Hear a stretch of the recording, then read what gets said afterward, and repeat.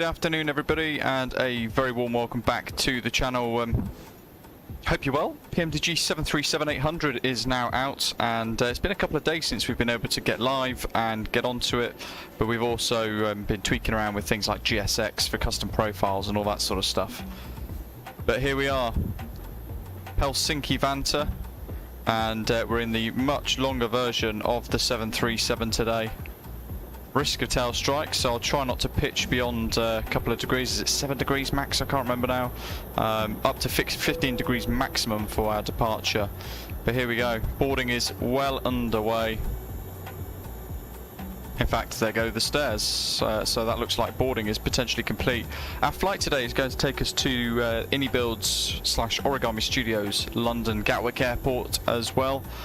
For which, well, in fact, both of these sceneries we've got custom GSX profiles for.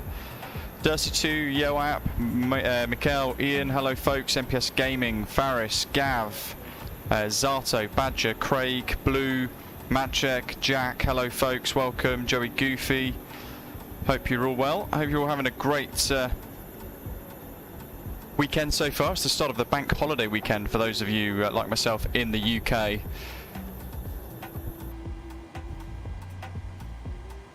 If you have been using the 737, share your thoughts in the comments or in the live chat, and let us know what you like about it the most. And this is going to be our predicted or projected journey today. So departing runway 22 right here at Helsinki, we've got the Just Sim fairly average Helsinki scenery, but there's nothing much better at the moment, I don't think. Departing 22 right on the NUNTO 3 November departure, so 2.5 DME out of Helsinki, turning right 274 degrees to HK 451, up accelerating to max of 250 knots, HK 926, and then 232 degrees out to NUNTO for what's going to be roughly a 3-hour journey. This is going to be the longest flight we've done in MSFS for quite some time, and a lot of us, including myself, have hit significant problems recently with crash to desktops and all sorts of craziness, so we'll keep our fingers tightly crossed. Within this, we can go into the FMC, and you can see here our V-speeds, V1 of 145 knots, which is mega. Dan, hello buddy. Neil, welcome. And Jan, welcome as well. Pete, lots of green in the chat today. And everyone else, wherever you are in the world, a very warm welcome on board to you. We need to... Absolute mind blank. We've done this one. We've done M1 limits, cruise, D rates. Ah, yes. We need to do the NAD P1. So 1,000, and then 3,000, and then 1,000.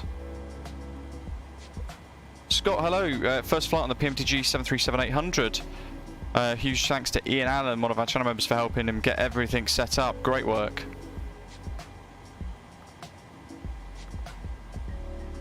Make sure we've got no discontinuities. We don't. That's good. At least for the first section of the flight today. And looking at VAS Airplane Toolbox, it's suggesting we set a landing altitude of 200, which is what we've already set in the overhead panel there, just in case we need to turn around and come back for whatever reason.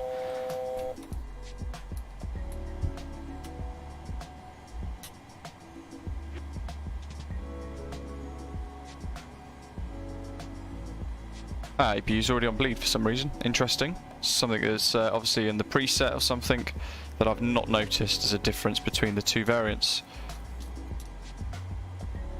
Okay. Well, that is most of our pre-flight setup all complete. We're going for the old school bar today, but I might flick it over to LEDs. LEDs always look better, don't they? And our D rate today, 22k. Dan says, "I'd be interested to see if you get the flickering PFD at any stage of the flight. Keep getting it now and again, and it's really annoying." Yeah, we'll keep our eye out for it. Hopefully, touch wood, we don't get the problem, but who knows? Robert, hello, welcome. Where'd you get your background music from? So check the links in the description, at the very bottom of the description for the live stream. There's an Epidemic Sound referral code. It will take you straight to the package that I've got, basically. They're all paid for licenses.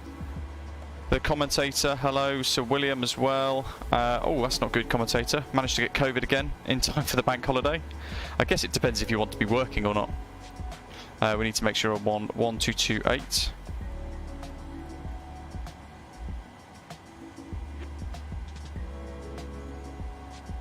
I've installed Windows 11 as well, so I feel almost a little bit lost today on my own computer because we've got the new Windows 11, which is totally different. Mark, hello. Ooh, Molly's vlogs welcome as well. Let's pull this in. We don't want 20 nautical miles range. I think we're pretty much there, folks. I believe we are. Boarding's completed. We've done refuel and catering and everything as well. We can prepare for pushback and departure then, I think. And we are in Helsinki traffic, Scandinavian. a cul-de-sac. Sierra 49. Is ready for push and So we want start. tail left, nose right. Facing south west. Yeah, hello buddy, J-Bay, hello. Now, it'd be interesting to see what happens with the profile here, because I've not used the profile. Oh, let's ignore Nightbot. Let me just turn that off. I don't know why that's still there.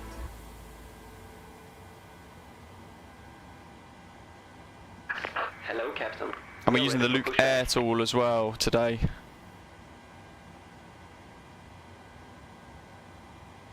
For our safety demonstration music. Let's have a look, see what happens with the 737 here during pushback.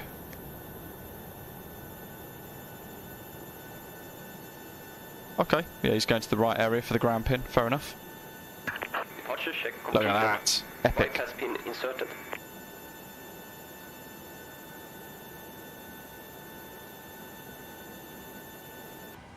Okay, that's all on. Anti-collision lights on.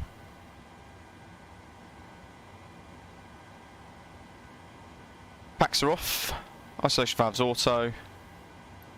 We want nose right, tail left. Now I have no idea if this has a custom thing. It should do. It's a custom profile, but it should be nose right, tail left. Locking gear.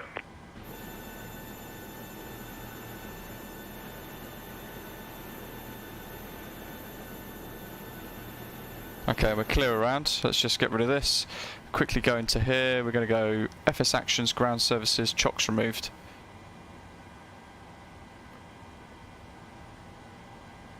Helsinki traffic red nose 2766, stand Bravo, correction, stand Sierra 49. Boeing 737-800 QNH 1017, push and start facing west. Helsinki traffic. Commencing push. All engines clear. Start at wheel. Exciting. Here we go.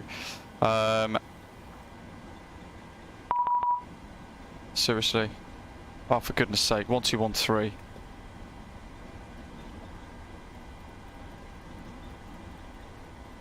Well, I'm not interrupting the pushback because it will break. And I will not be too pleased, but we've got a controller. Fantastic. So it's a custom profile, but they've actually configured it wrong. Ay, ay, ay. So what should happen is the tail should be going the other way, but it hasn't. It's, yeah. Oh well. Bob, it is safe to use GSX, yeah, but if you're downloading these sort of add-ons and things, you need to make sure that they've got the correct things on it. Like custom pushback is important, so I've just released a Bristol pushback, and I've explained exactly what. Waiting your confirmation for good engine start. Yeah, wrong again, exactly. So, but this is it's a custom profile for Helsinki, so the developer for this custom profile has not done custom gear. Oh, for goodness sake. Why is that a thing with GSX?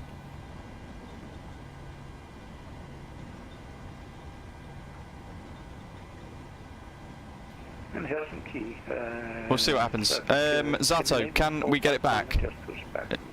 Can we get the gear sorted? Or are we flogging a dead horse? I'm ready to copy clearance. Information Hotel. Connect 459, get to Copenhagen, runway 22 right, NUNTO 3 November departure, initial climb 4,000 feet, squawk 0415. That's because the 737 profile is incorrect. Fantastic. So they said that they sorted it, and they didn't. 4,000 feet and squawking 0415. Runway 22 right. Connect 459, that's correct. Slew mode. That's a good shout. Yeah, just disconnect the pushback tug. That's good to know. Renault 2768, healthy control, Gatwick runway. Let's see what happens. There we go. My poor suspension.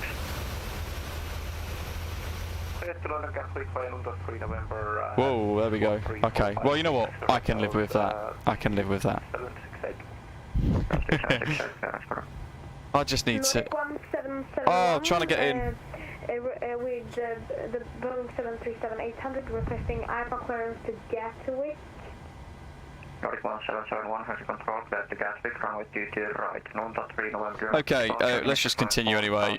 Engine starts, so we've done both stable, T's P's looking good. We'll pop this over to the system page. Pop those onto continuous. Let's get gens 1 and 2 on. Right is clear. Correction Nordic 1771, it's runway 22 right, NUNTO 3 November, initial climb 4,000. Climb 4,000 feet, and can you please repeat the departure? Looking good. APU off. Runway 22 right, NUNTO 3 LNAV. VNAV. Auto thrust. Controls. Full right.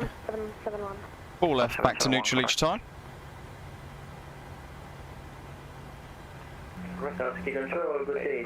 Oh, I was just about to transmit. To London Gatwick, please, flight level 380. Kevo, it depends, well, they're both very 50-50. 8 Tango, healthy control, flight to London Gatwick, runway 22 right, NUNTO 3 November departure, initial climb 4,000 feet, squawk 6023. Roger, okay, to London Gatwick via the NUNTO 3 November, departure runway 22 right, initial flight climb is 4,000 feet, and squawk 6023 for Swiss 8 Tango. Which 8 Tango, correct. Helsinki control, hello, Red Nose 2766, Boeing 737-800. I've just pushed back on stand Sierra 49 with hotel. I'm facing the wrong way, but request RFR clearance to Gatwick, and I'm ready for taxi. Red Nose 2766, healthy control, flight to London Gatwick, runway 22 right, NUNTO 3 November departure, initial climb 4,000 feet, squawk 5626. Clear to Gatwick, runway 22 right, NUNTO 3 November departure, initial climb 4,000 feet, and squawk 5626, Red Nose 2766. Red Nose 2766, correct, and caution similar frequency on, correction similar caution on frequency, Red Nose 2768.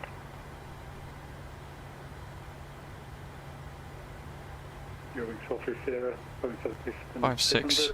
Stand Sierra. 26. Go.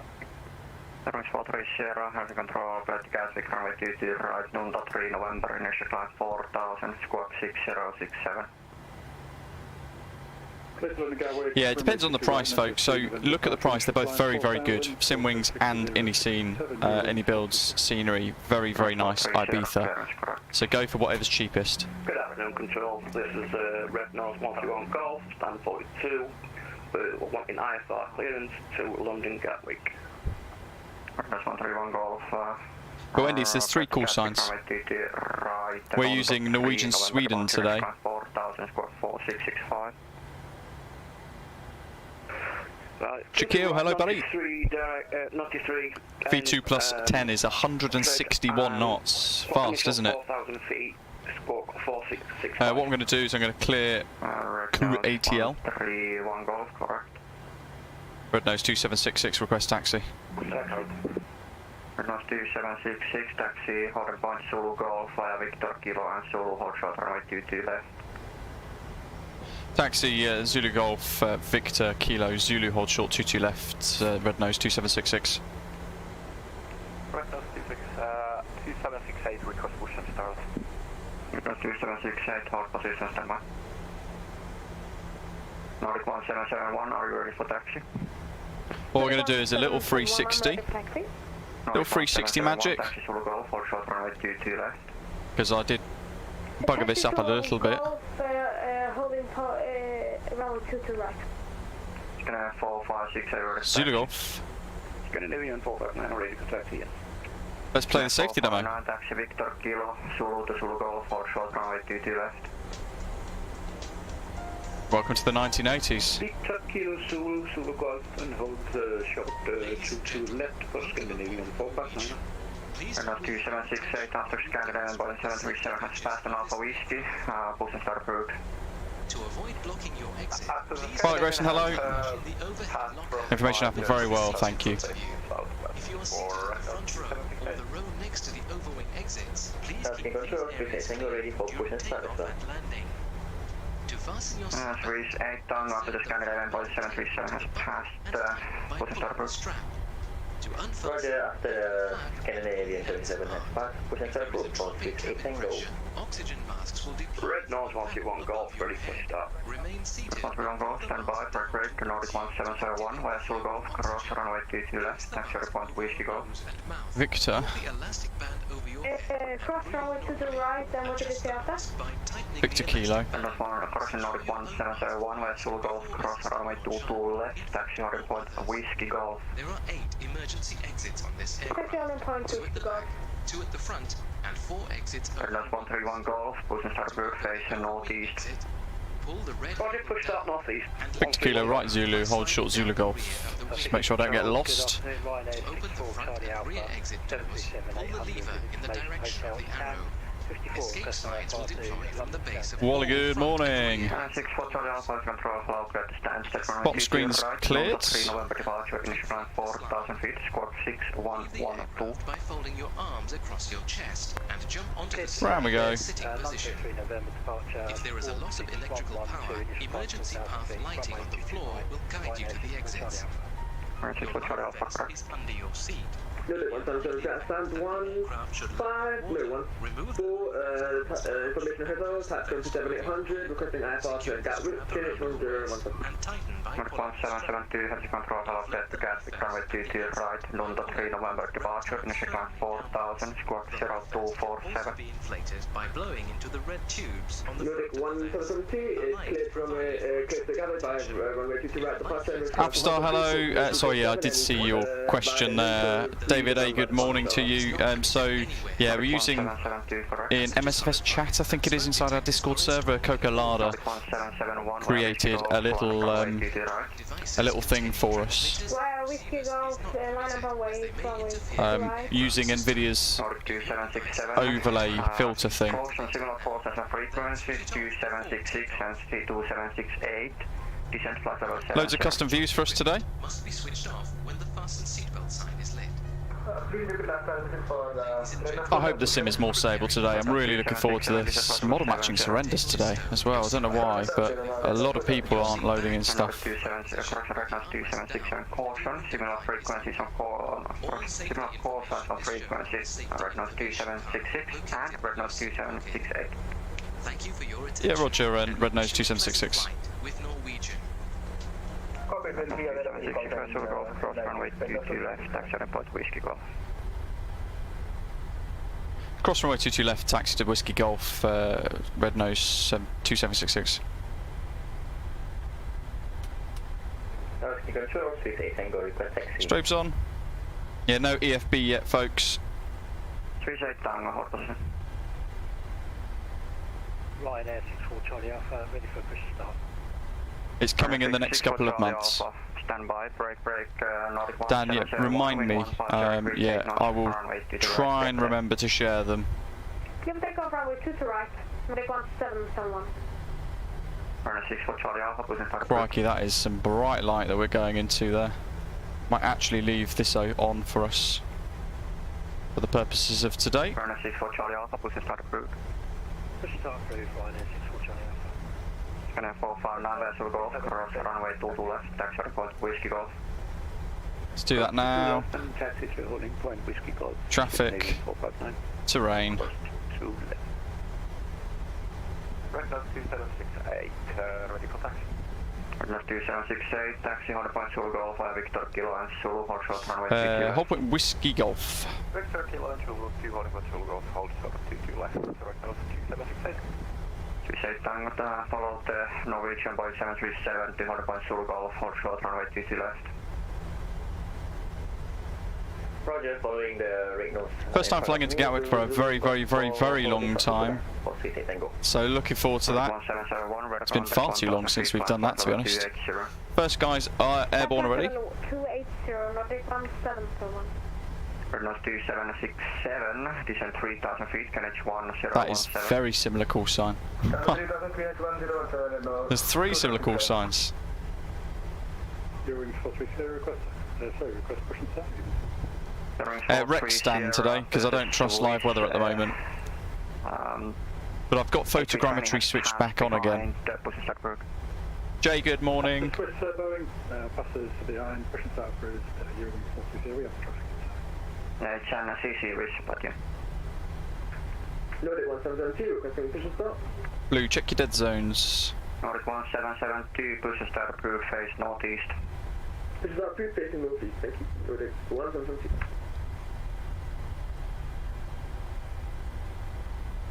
Red nose 2766, Whiskey Golf, full line car right to the right.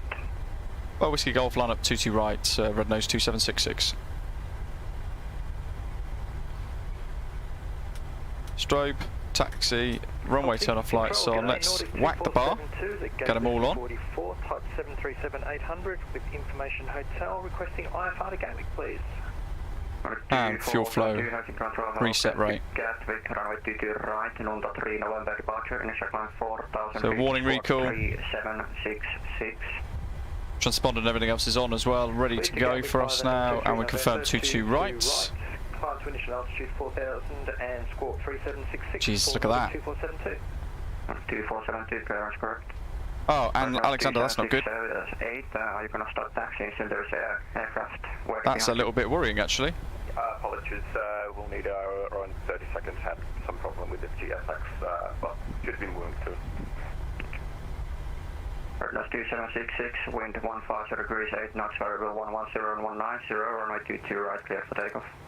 Clear for takeoff, Red Nose 2766. Set 40%. There we go, first live departure in the 737-800. Let's get the nose forwards. Nordic Boeing 737. Just release the brakes. Scandinavian 459 and wait. TCPs are stable. Toga. We're on a D-rated takeoff again today. Yeah, that's a question. Are the issues with payware Origami Studios Gatwick or the freeware? Because I can't use the freeware one, it crashes my sim every time. 100 knots. It's gently bringing the nose wheel pressure off the nose wheel there. Through 80. Rotate.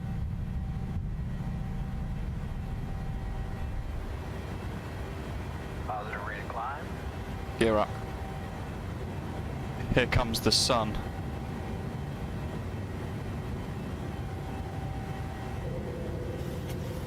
Three 500s. 131 Golf, ready for taxi. 131 Golf. CMD-A engage. Autopilot's got the controls. Goodness me, that's so bright. We can go auto brake off, lights for the gear off, we go runway turn off lights off, and we will pop those off as well. Red Nose 2766, vertical contact 1,500 feet, climb flight level 280. Flight flight level 280, Red Nose 2766. Nordic 1771, climb flight level 360. Climb flight level 360, Nordic 1771. Scanner 459 with 150 degrees 8 knots, variable 110 and 190. Just waiting for flaps, no lights. Right, clear for takeoff. Clear for takeoff, 22 right, Scandinavian 459. And flaps are up. 64 Charlie Alpha, continue taxi, Victor Kilo, Zulu to Zulu Golf, hold short runway 22. Dan, that does not sound promising. Here we go. Nose 131 Golf. After the company has passed from left to right and Zulu under the taxi. How epic is this? It's such a great add-on. We've all waited a really long time for it. After the company, Boeing 737 has passed, continue taxi to Zulu Golf, via Zulu, hold short runway 22 left. Zulu Golf, hold short runway 22 left. It's a bit better, isn't it? Don't need it on that side, but we need it on this side. Give way to the company from left to right. Look at this. Yeah, affirmative, give way to company traffic left to right. Hello, this is Nordic 5735 at Stan Whiskey 46. Absolutely fantastic. 800 with Information Hotel, requesting IFR clearance to Gatwick. Nordic 5735 has control hello, left to Gatwick, runway 22 right. NUNTO 3 November departure, initial climb 4,000 feet, squawk 5. Dan had live weather on and lost all frames per second on finals. Oh dear, that's not good. Yeah. MPS Gaming saying this is his first flight in MSFS with the PMDG 737-800. Survived with no tail strike for departure. Excellent. 2768, Zulu Golf, cross runway 22 left. Continent taxi order point Whiskey Golf. Zulu Golf, cross runway 22 left, and taxi to Whiskey Golf, right now it's 2768. Yeah, Doc, I'm not too bothered about that. They share them around the fleet, I think, don't they? Nordic 1772, taxi to spot 73, that's on Victor Golf, hot shot. Doc spots everything. Doesn't miss a trick, that guy. Nordic 172, maybe repeat again, sorry about that. Nordic Good skills. 72, taxi spot 73, hold short of Zulu. Taxi block 73, hold short from Zulu, Nordic 177. Yeah, we're using Rex live weather again today, just to avoid using live weather for a little while.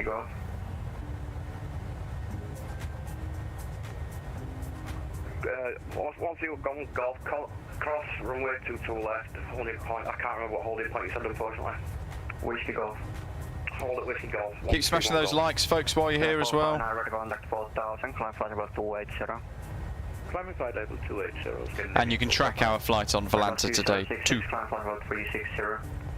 Climb flight level 360, red nose 2766. 38 Tango via Zulu Golf, cross runway 22 left, taxi order point Whiskey Golf. Bing. There we go. 38 Tango via Zulu Golf, cross runway 22 left, taxi order point Whiskey Golf. Roger, crossing 22 left and taxi to holding point Whiskey Golf, 422 right for City Tango. Neil, yeah, so a lot of people were actually telling me to upgrade to to Windows 11 because it was working a bit better than Windows 10, so giving it a go, and I have found that it's a bit more stable, but then I don't know if that's just a consequence of the fact all the problems we've had over the last few weeks. Aspect 2205, yes, really fine. Betsku, well, it is, if it's in your budget, it is exceptionally good value for money. You get a lot included in it. They're going to support it, upgrade it over time. There's going to be an incredible EFB coming around sort of October, November time roughly, and that's going to be very, very good indeed. I think we're through 10, so let's head back into the flight deck. We are, so let's pop the lights off. Retractables. And we're checking the cabin pressurising. Normally it is. Right now it's 2768, wind 160 degrees, 9 knots. GeForce RTX 2070 Super for the graphics card Septi. Glossa custom views. Badges in a sporty 737-600. Hergy, I think the filter's great. What do you guys all think? We're using an NVIDIA filter to try and pull the colour out a little bit more and sort of make the sim look a bit more like a photograph effectively, but it looks fantastic, doesn't it?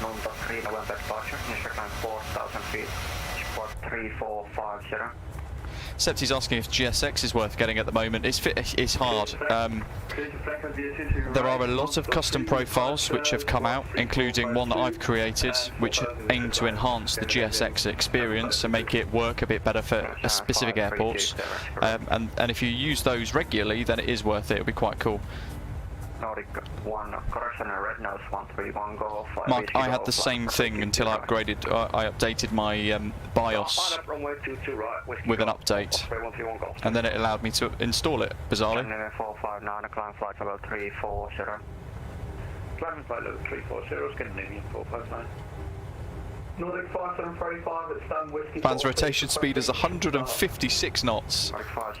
Tell you what, the approach is going to come up on us quick as well. VETSCO, they won't. It will just go up in price. Doc says with the filter though, I found it's very dark at night. I guess the beauty is you could just switch it off, couldn't you? But indeed, yep, 737-900 is the next aircraft variant in the series to come. And then they're going to be working on the twin-aisle long-haul aircraft, the 777 and the 747. Really excited for those.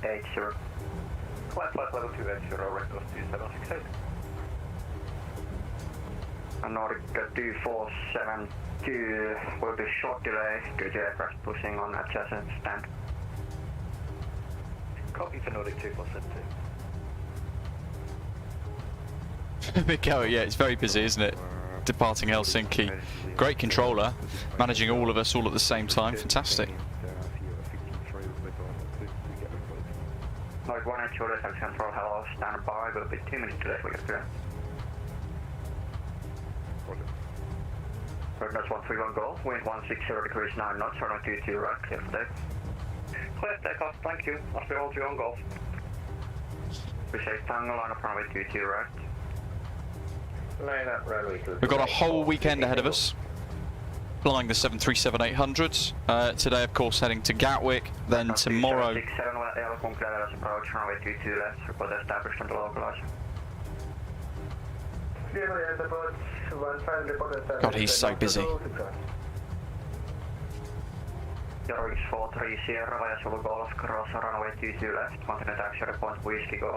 Tomorrow we're heading to London Stansted, the Freeware London Stansted, for a flight all the way to Dalaman. Again, that'll be pushing the sim even longer for a flight for one leg. And then on Bank Holiday Monday, we're heading from Gatwick, only builds Gatwick, all the way to Samos for a Bank Holiday bit of madness to try and get the 737-800 into the tiny island of Samos with its tricky visual approach. So we've got some great routes over the next couple of days. Tomorrow we're in Tui, and Monday we're on Fly UK's Fly 2 arm of that virtual airline. Birdman says, have you checked your CPU, GPU usage on this? I'm guessing better than Fenix performance you had. Yeah, miles better. Climb, flight level 280, Osprey 131 Golf. Control Red Nose 2767, look like that on the 15. Red Nose 2767, thank you, wind 160 degrees 9 knots, variable 100 and 190, runway 15, left to land. Mark, hello buddy. Good afternoon to you. Sim's looking very pretty today indeed. It's nice to have photogrammetry working again, isn't it? Although I love Microsoft's little tweet the other day to say, oh, are you having loads of crash to desktops with your sim? Make sure your Windows is updated. When we'd all confirmed, thousands of posts later inside the forum, we'd all confirmed had nothing to do with Windows Update. Behind the Swiss, line up and wait for 22 right, Ryanair 64 Charlie Alpha. Tons of 737 liveries already available on flightsim.to as well, which is really cool. And in fact, they released the paint kit just a couple of days or a day prior to release, and instantly we were inundated with fantastic liveries. And there are loads, absolutely loads of different options, going from Jet 2 to TUI Belgium, skipping across to the States, lots of different American Airlines jets. Southwest and their special Freedom 1 paint, that's available as well with a flag all over it. Alaska's 730, was it Salmon 30 Salmon or something like that, what they call it. It's basically a big picture of a salmon across the fuselage. Fantastic livery. That's available to download too, I think, or at least it's been marked in progress now. Ah, Neil, doesn't matter, it's only a bulb.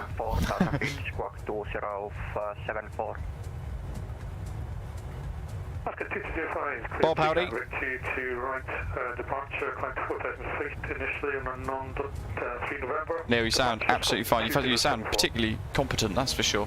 That's good, 2205, correct. Nordic 5735 requesting taxi. 5735, stand by.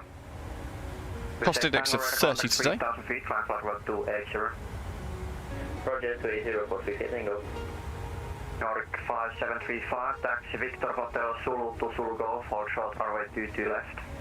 We're on Rex today, Ross. Still don't quite trust some of the online services in the sim at the moment, so we're testing with photogrammetry and everything put back on, but we've turned live traffic off inside the sim menu, which we don't use anyway. We've turned it off. We've turned multiplayer off, which we don't use, and we've also disabled live weather. 2472 after the company by 737 has passed to the start route face northeast. So touch wood, we can make it to the other side. Pushback approved, facing northeast. Steve, yeah, absolutely fine. Absolutely fine. REKDO 2768, climb flight level 380. Badgie, it hasn't been updated for some time, has it, sadly? Climb flight level 380, REKDO 2768. REKDO 13 Golf, climb flight level 380. Top of climb in, wow, that's 60 miles. Nordic 5735, just confirm our departure runway, please. Cornelius, hello. I've got the Turtle Beach Velocity 1 flight, yoke and throttle set up, and it's awesome. Mark, yeah, you did. Head over to our Discord server, and one of the threads, the filter we're using today is created by username Cocolada in Discord, or Hergy as he is in the live chat here on YouTube, and basically you'll see you can tweak there with your filters on your NVIDIA freestyle overlay thing. Very easy to do, and also if you don't like it you could just click a button and turn it off again, which is quite cool. Always nice to be able to fall back on it if you don't like it.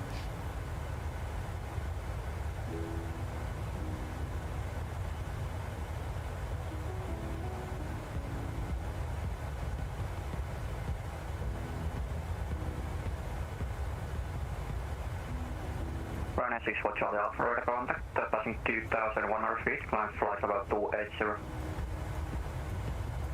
Sorry, can you repeat? You broke up. Runway 64 Charlie Alpha, radar contact, 2,600 feet, climb flight level 280. Barris, let's hope so. We've done a lot of updates. We've refreshed our BIOS stuff. We've updated our motherboard drivers. We've done a lot of work over the last couple of days to try and negate any risk of crashed desktops and things. But I tend to jinx it horrendously recently. So who knows? I will hold my breath all the way to Gatwick. Your stand number would be 049, but the way is currently blocked. I need to hold short Zulu 4. Right on Yankee, Bay Yankee and Zulu, hold short Zulu 4, and not 276, sorry. Hegis is saying, is there any difference between the 700 and the 800 except the length difference? Well, because it's longer, it has a slightly different centre of gravity, but it also has a slightly different weight, so it's a lot heavier, it flies a bit quicker, about 5 to 10 knots faster, which doesn't sound like a lot, but as you saw on our departure, it felt quick.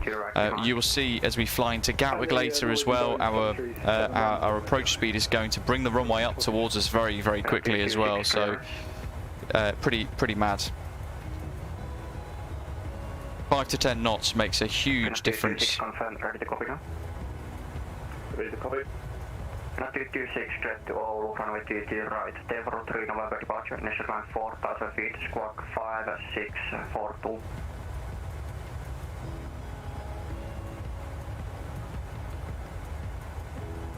Lazarus, hello. Go to Fly Tampa. You want the Fly Tampa Athens scenery effectively, but shop around. Have a look at Contrail, because Fly Tampa is now available on Contrail. Look at the price. Look at the price on Orbex. Look at the price of it on Sim Market as well.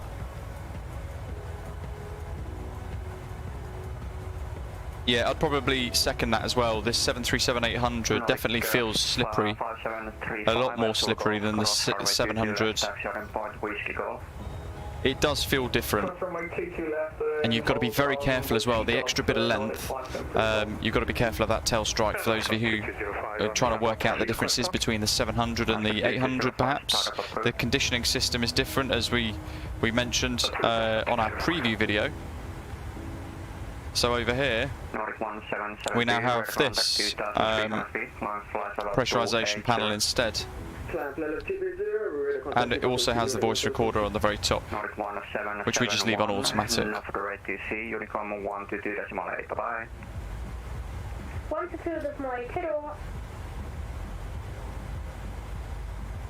That'll be us in a couple of seconds. We'll be handed off as well. Roger, over 380 for 38 Tango. Again, next, but they're all included in the aircraft. Runway 22 right, clear for takeoff. Let's take off 22 right, your wings 40, yeah.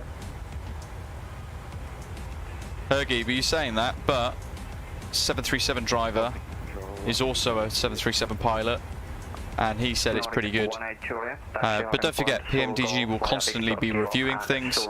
They will continue to tweak things as well that needs improvement, and they'll be analysing a lot of reports. Now it's been released publicly as well, and there's all of a sudden thousands of users reporting little things, minor differences and things. They might notice something that's been missed in testing, so yeah, PMDG will quickly rectify that. 2767, continue taxi on Zulu.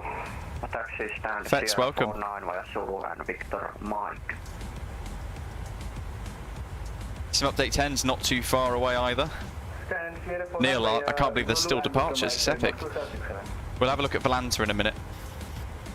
Nordic 5735 via Big correction Whiskey Golf, full line up runway 22 right. Whiskey Golf, Right, here we are. Right, Nordic 5735. So we've got two ahead of us. 64 Charlie off. There's us. 380. And then we've got the massive line of aircraft. Wowzers, that's incredible. How many people are flying? Holy moly. Gav's there. Ascot's there. Airwings 430, radar contact, climb flight level 280. Fantastic. It looks like we're all airborne except for Gav. Gav's on the ground. He's just pushed by the looks of it. Absolutely loads of us flying along today. Very cool. Nordic 2472 taxi via Alpha Victor and Victor Golf to Zulu Golf, hold short runway 22 left. Anthony, hello. Welcome. Hope you're well. Taxi by Alpha Victor, Victor Golf. Oh, I'm very well, thank you for asking. Zulu Golf, hold short runway 22 left. Haggis, no. They're all separate. Doc, it's all company dependent. You could just leave it on auto, it does the same thing. You'll note you can't turn it off. Monitor Unicorn 122.8, have a good flight, bye-bye. Monitor Unicorn 122.8, Red Nose 2766. Thanks very much for the ATC. Have a good day. Thank you, bye-bye.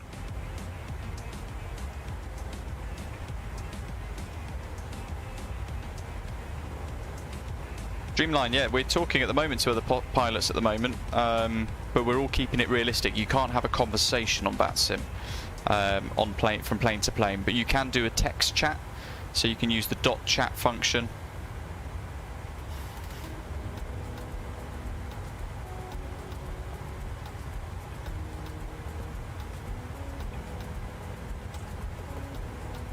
Here we are, confirm 1228.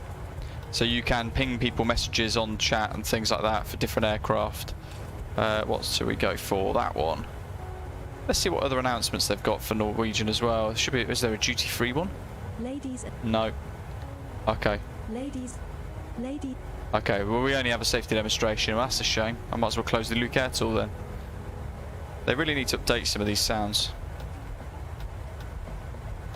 Septi's got a predicted land speed of 151 knots, so we'll have a look at our planned speeds, planned weights and things as well.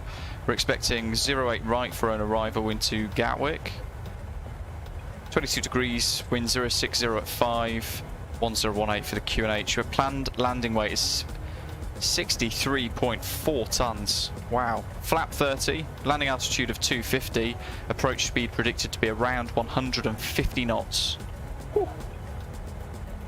You see, if this was the 737-700s, we would be looking around 141 knots.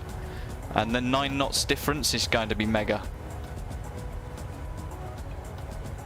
And you'll see on approach how quickly the runway is going to come up to us. Look at this cloud.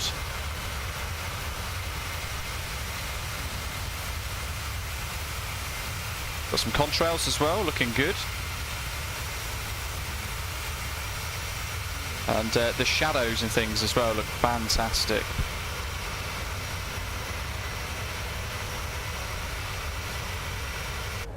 Looks like we're at cruise now. Doc, yeah, I sure can. Don't let me forget, guys. Somebody ping me in the club lounge, the members lounge within Discord. Just ping me with the file path to get the custom view for the 7378, and I'll grab it after today's flight and I'll push it across. Septi says, what could I be doing wrong if my aircraft doesn't descend by itself? I have VNAV engaged. Have you changed your MCP altitude to what you want to descend to?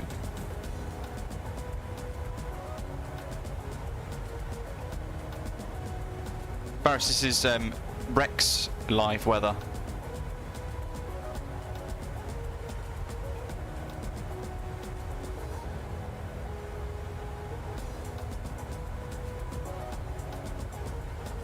I mean, those clouds look fantastic.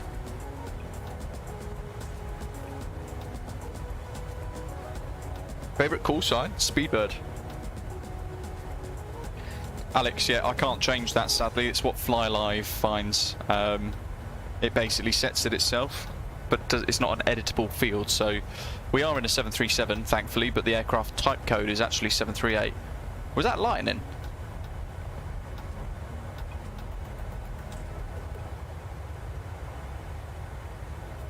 What was that?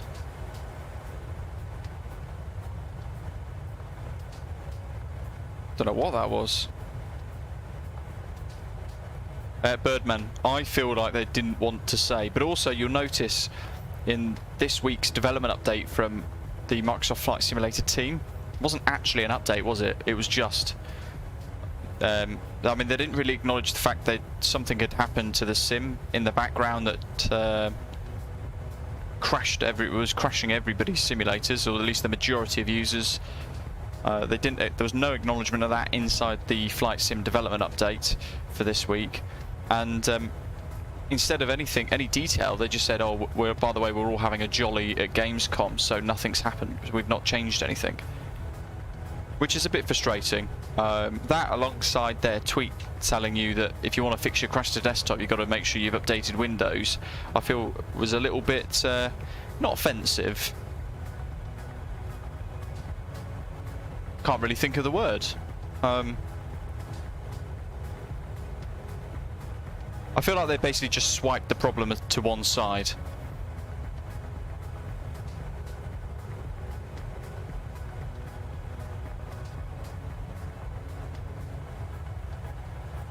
There you go, Neil. Awesome. Thanks. Thanks for the information there.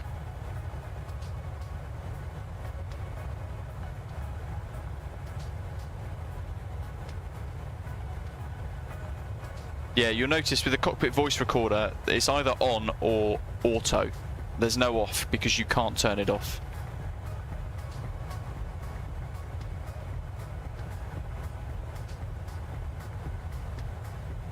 For those of you with NZA Simulations products, by the way, they are hard at work trying to, yeah, Mark, arrogant, that's probably a great way of describing it, or disingenuous as well, that's a great word. Yeah, NZA Simulations, they are hard at work creating custom ground equipment for use inside GSX for their Christchurch scenery. Those of you on Instagram, if you go to NZA_simulations, you'll find the latest development preview from them, which was released about 6 hours ago. Custom tugs, custom baggage equipment, and it looks incredible. So they're basically creating their own custom vehicles for their sceneries to work inside GSX.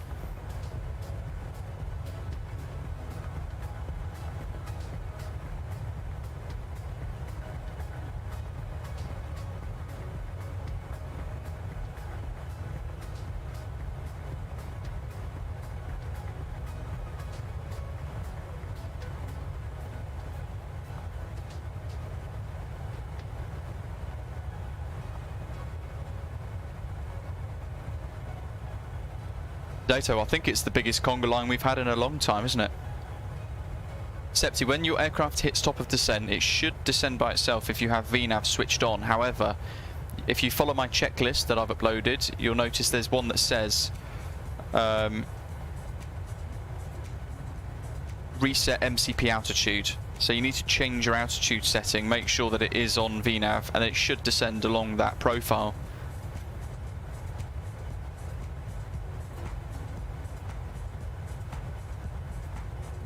Septi, 20 knots isn't too bad. We've got a 10 knot crosswind, which is negligible, but still enough to kind of make us burn a little bit of extra fuel.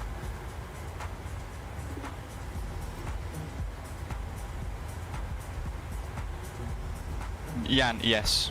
It's only my GSX custom profile for Bristol is only for the Pilot Plus Bristol scenery, because each scenery is set up slightly differently. The photogrammetry might be different, the way the stands are laid out might be different, so yeah, it will only work with Pilot Plus Bristol. There is also UK 2000, a UK 2000 Bristol version as well by somebody else, worth checking out if you don't have Pilot Plus Bristol but have the UK 2000 version. Septi is set to 7,000, interesting. And you've got VNAV on, LNAV on. You're not on speed mode or anything. You haven't got altitude hold mode active by accident or anything. Faris, fantastic. Thank you very much. Very generous of you. He's just gifted one of our membership options to somebody lucky that's watching. Who's it going to be? Wait for YouTube to roll the dice. Mark, it is a whole lot of faff, yes, but if you're the end user and you can just download all the profiles for your favourite airports, at the very least, then actually that's pretty mega. It's quite cool. My Bristol scenery, for example, I've actually found an SOP from Bristol's ground requirements or operations manual about various stands which are particularly difficult for pushback, stands 7, 12 and 30. And I've customised the pushback as per the SOPs, so small aircraft can do the little teardrop in the cul-de-sac. The bigger aircraft like A320s will be pushed all the way back out onto taxiway Zulu, for those of you who know. Bristol Airport in the UK.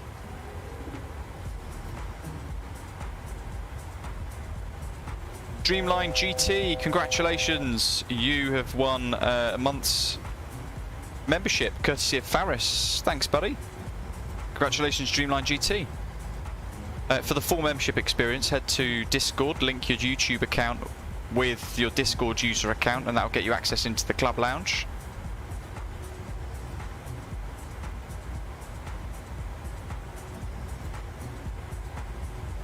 Septi, I mean, if you can't on VNAV, for example, if it's not descending, just go to change altitude, then go to vertical speed mode, and then go to sort of whatever vertical speed you want to set that should be necessary.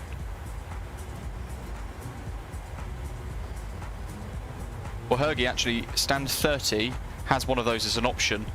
Straight push into stand 31 if clear.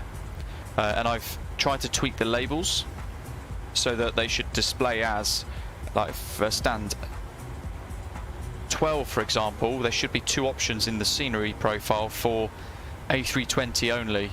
So A320, long push tail left onto Zulu, and then the same but tail right onto Zulu.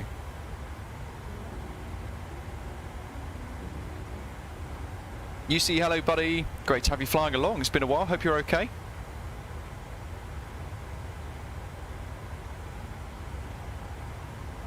We've got a mega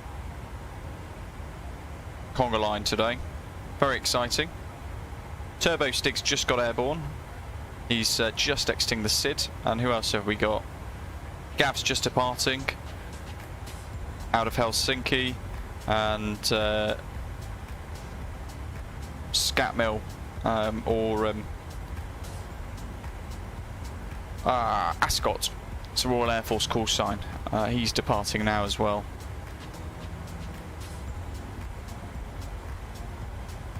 I think that's the last one in the line. 2, 3, 4, 5, 6, 7, 8, 9, 10. 10, 11, 12, 13, 16, 17 pilots. Epic. Very exciting. Farah saying, are you having issues with Rex wind temps? Well, interestingly, actually, we now have no wind.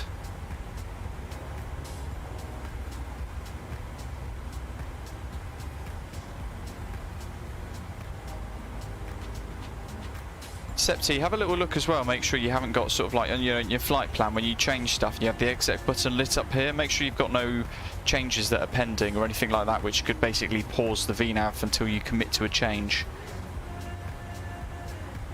It's just got out as well, airborne, fantastic. Mikhail says, where do you press for the sunscreen? So, if you want to activate it, you go into, it's a great question, PMDG setup, aircraft, equipment, and then click previous page to page 16, window shades to yes. And then for this one here in the flight deck, like right in front of the cockpit view, it's down here in the little shelf, just there. And then for these ones, you could just click the actual feeder points, the click docks, like so.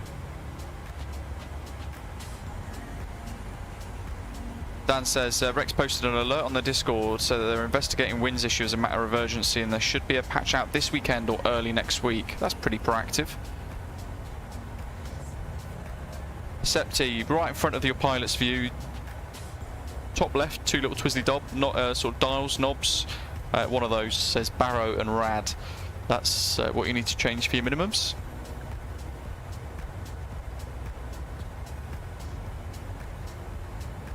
Ahmed, hello buddy, saying he's purchased the PMDG 737-800 today. Currently flying Dubai from Dubai to Prague. Beautiful aircraft, I just say. It is a remarkable bit of work, isn't it? A long time waiting, and we've been really enjoying the 737-700 and having a blast in the 600 variant as well up until this. But there's been a lot of you holding back and waiting for the 800 to release.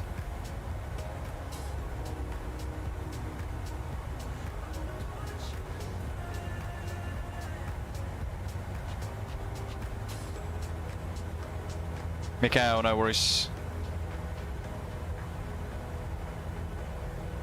Well, it's technically 18 then in the Conga line, but Mikhail's heading off to Copenhagen.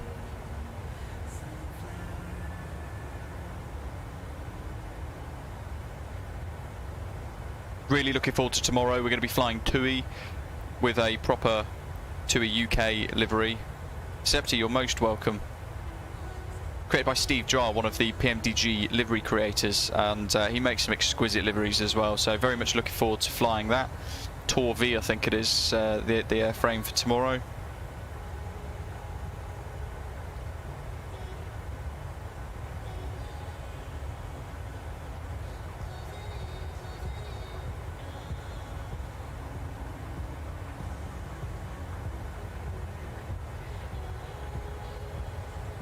Correct, Ahmed, yeah, the 900 will be next. The 737-900 will be the next aircraft. And then from there, they're going to, I think it's the 747 or the 777 next. Well, it is, but I can't remember which one it is that's coming first. I think the 777 is, isn't it? And then the 737 after that. So it'll be great. We're going to have some incredible long-haul aircraft coming very soon as well. I say very soon, in the next 12 months. We'll at least have one from PMDG, I'd like to think. And the 777, I think, is underway already prior to this 737-800 releasing. They've been making progress on it, so there's a lot of people looking forward to that as well. Goes without saying, of course, they make some incredible aircraft.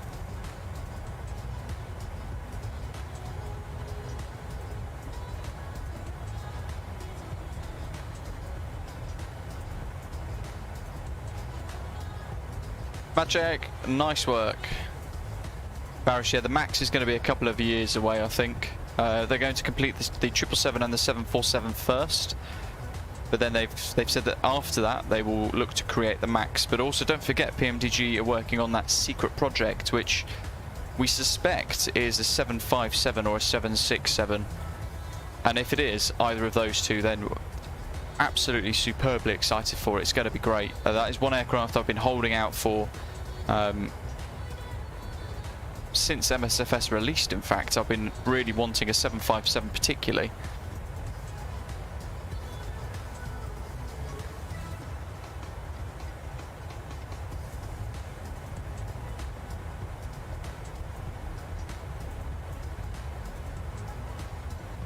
Just going to be taking the 747-8 tomorrow. Good grief. Mind you, it is Dallerman, so that'll work.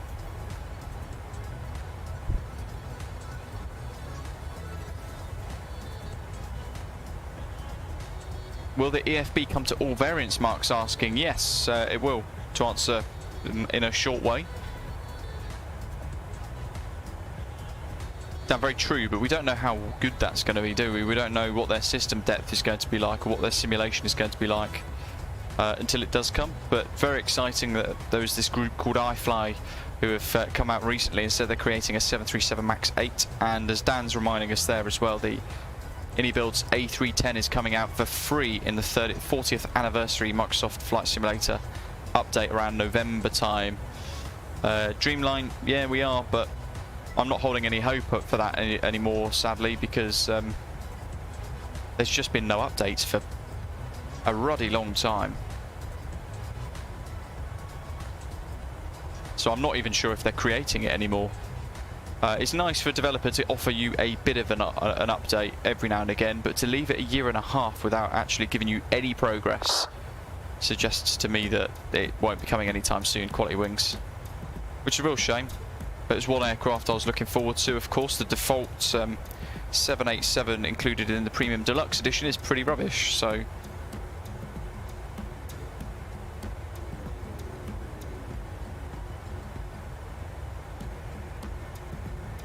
Those two, absolutely.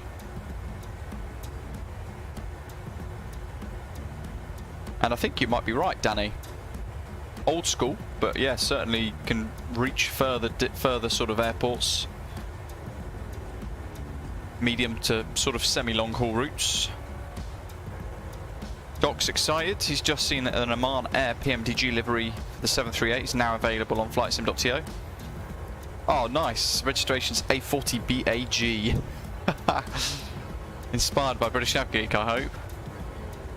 How epic. Yeah, work on the EFB from PMDG continues. We're looking about a couple of months away maximum for it. But from what I've heard, it's tipped to potentially have some very impressive features that might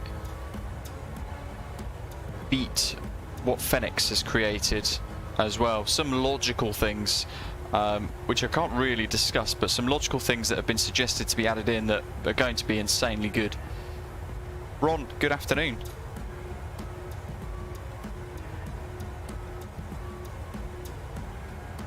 Yeah, Vets will be able to start using the DHL bays down at Heathrow on the south side of the airfield near T4 as well, on the cargo apron with the A310. Some DHL ops. Setsy. I'm sure it'll be okay. I mean, the big question really is how stable is Sim Update 10? We don't really know, do we? They've come out and said that performance is really good. But a couple of days prior to that, they delayed it because they said that some users on the Sim Update 10 beta had noticed a significant issue with performance, so who knows? Ahmed, yes, I think so. Yeah, the A300-600 variant, I think, isn't it? It was the more popular one. Aussie, welcome. A couple of people are using live weather today, but I'm not really rolling the dice with that one today. I'm using Rex weather instead to feed live weather in externally.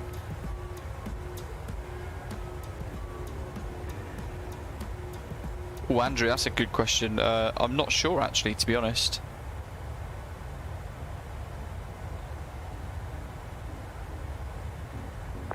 Thinking about it, I assume inside the control settings for keyboard you could find the tiller steering sort of keybinds, and you could pick two letters on your keyboard perhaps to make it work.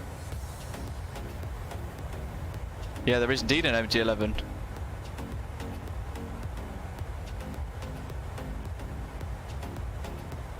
Exactly, Dasno. Weird, because as you said, beta performance before the delay was pretty much the worst performing version of MSFS yet, and quite a lot of people on the beta for Sim Update 10 said that. Yet a week later, all of a sudden, somehow they fixed it, and its performance is even better than Sim Update 9 apparently. So who knows what to believe anymore, because they didn't even acknowledge properly the significant issues with crash to desktops over the last week and a half. So don't know what to believe anymore with Sobo. They've been busy enough having a party at Gamescom and not actually developing anything during what was quite a critical phase of Sim Update 10 and MSFS with the crashing. And we just had radio silence from them, which is pretty unacceptable, while they jetted off to Gamescom for a week. Mikhail, there has been, yeah, it's been, well, online services, something within the online services has been causing crash to desktops. There you go, Andrew. From Dan there. If you lap the nose wheel steering axis to a keyboard input, it should work fine. You just need to turn on the tiller steering in the PMDG settings in the FMC.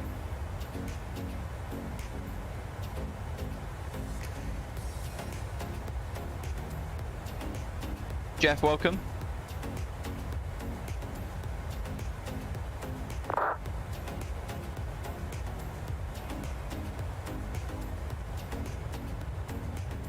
Let's see, let's go to this view for a bit. I do like a wing view.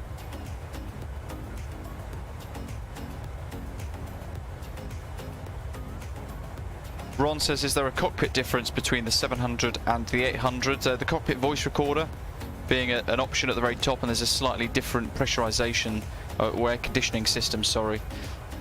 So, but apart from that, pretty much the rest is the same. But you've got to bear in mind it's heavier, it flies a bit quicker. It can fly further, carries more people, heavier payloads, but it's also quite a bit longer as well, so for your rotation you could get a tail strike if you pull up a bit too quick. C Gaming, hello, what's with the engine shadows? They seem a bit glitchy. It could just be the NVIDIA filter that we're using today. Fourths, yes, the one that we always talk about on streams, VAS Airplane Toolbox, is free. There has been mention of another one recently. It's a payware performance calculator for the 737, but to be honest, if you can get something just as good for free, just get the freeware thing instead.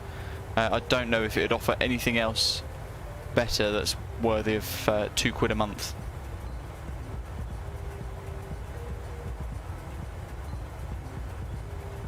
Andrew, no, you shouldn't need dev mode on for it. Just change your keybinds inside the sim settings.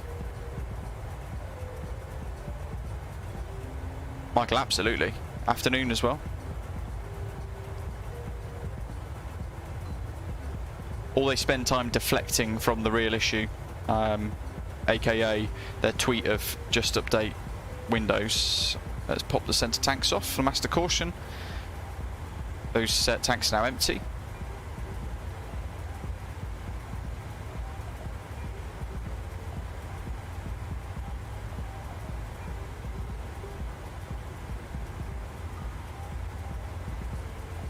Dan, loving the tunes. We go for variations of lift music like we have now to more island kind of themes. Chill music. Some of it's a bit weird though, so do remind me to switch over if I don't notice some of the music. It's quite hush on my side of it. I can just about hear it, but I've tried to get the sound settings just right for you guys on the stream on the output. Zato says, good grief, 61 arrivals in total due into Gatwick today on VATSIM. Whoa. And we're 17 of that 61. Dan, absolutely agree with you there. Fantastic comment in the live chat. As you're saying there, the world inside Microsoft Flight Simulator looks pretty stunning as it already is, with what they've been able to do with the photogrammetry and the Bing data and things like that. And what Sobo should be doing over the last couple of years, and what they should be doing over the next year or so, is fixing all the problems that people have been reporting, fixing the issues and the little things that go wrong every now and again, Mad check. Last night on Club Voice, no, I had it all turned down. My other half was asleep, so I was sitting there quietly fiddling away with my Pilot Plus profile that I was creating for GSX.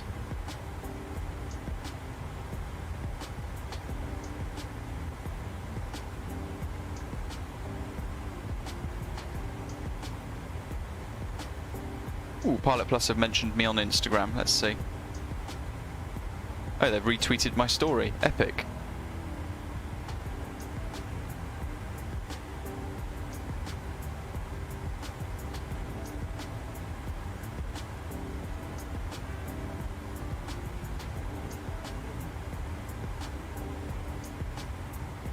Oh, also, for those of you who haven't yet seen the Top Gun Maverick movie, I noticed yesterday it's on Amazon Prime Video now. You can purchase it and download and keep for $14.99. So I've got my evening's entertainment sorted. That aside of any NFL that might be on, of course, as well. Ian, hello, buddy. Welcome, member for 20 months. That's almost 2 years. Really appreciate all that support.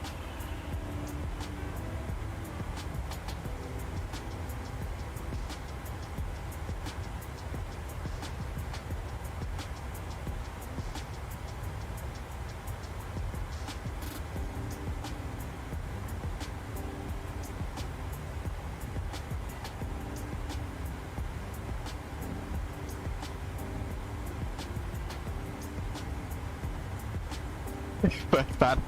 Yes, that's it.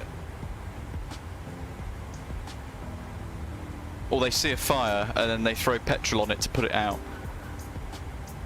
and then all of the online services crash everybody's sims and all the NDDLL errors come about and things like that, and they go, oh, nothing to see here, everything's fine. Just make sure your Windows is updated. Are people still able to use the MK Studios Dublin Airport Septim? Because I get crashed to desktops every time I try and use that scenery, and there have been a lot of other people reporting the same thing, so I ended up uninstalling it. Ian's downloaded the 737-800 at about 10 PM last night, and next time he looked at the clock it was 3 in the morning. Epic. Dan, no, I'm not, sadly. I'm going to be working for Across the Pond too. Kweku, hello, buddy. Watching the world go by there. Looks fantastic, doesn't it? I mean, Rex. I've resisted Rex for a long time, and then because of the issues last week causing crashes, I ended up purchasing it for the sim, and it's actually a very good backup. Septi says it still works for him. Dublin. MK Studios. I guess I'll find out on approach. Awesome. I've been intentionally avoiding it still. See. Poseidon, hello. With your GSX profile, do I have to exclude it in the GSX installer? Not really. In the GSX installer though, go into config and click exclude all third-party airports. And just click it once. Every time you update it, you want to go back into config and re-click exclude third party. Or if you install a new piece of scenery, you want to click exclude third party, and it'll find anything that it might have forgotten basically and refresh the list. And what that will do is it will prevent GSX trying to feed in its own jetways and things like that into airports that might have custom jetways already in place. Michael, yeah, the 600 is remarkable fun. Remarkable fun. Do a bit of drone camera. Trying to use the sim as much as sort of as normally as possible to push it to the limit. Look at that. The way the light's bouncing off the fuselage is incredible. Look at that.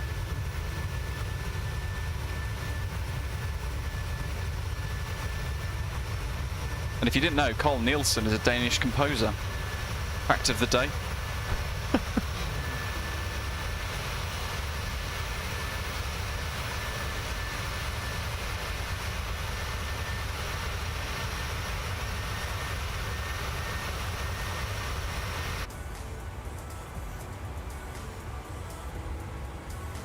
Should probably do a fuel check approaching LASGI. We should have 7.3 now. At LASGI we should have 6.5 tons of fuel. So we'll assess that as we get closer, as we pass that waypoint. Septi, yeah, you need to, if you're sort of confused, what I'd probably recommend is have a look at my ILS tutorial for the 737. Watch the video because it will show you the different things you need to do for your final approach. We've done one for ILS, we've done one for RNAV. Molly, that's not good. What happened prior to your sim crashing? Was it, were you using online services with live weather, or were you using something else?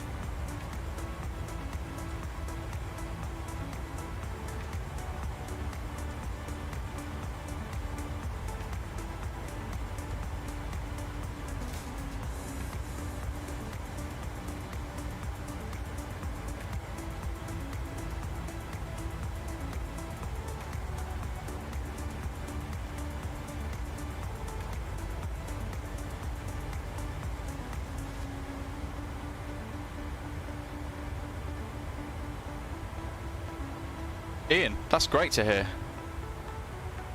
Always nice to hear if the tutorials are still proving useful, the new variant. That plus the checklist as well, which is free to download. So I've tweaked it recently to sort of add a couple of other bits for the 800, which is why it was now called the 737NG checklist on flightsim.to instead. Because initially it was designed for the 700 variant, and then they've released all the other things. So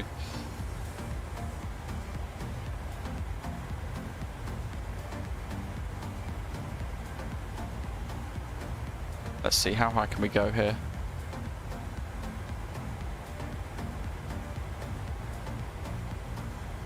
Not too high without causing a problem.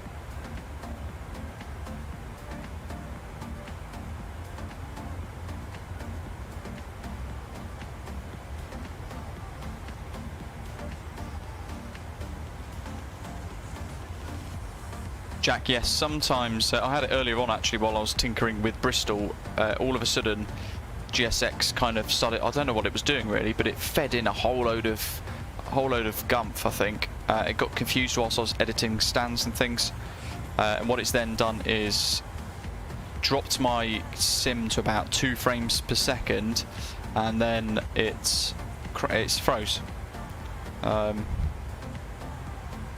But it's an issue with QATL. I think I was doing a couple of things too many, and then I restarted it at the wrong time.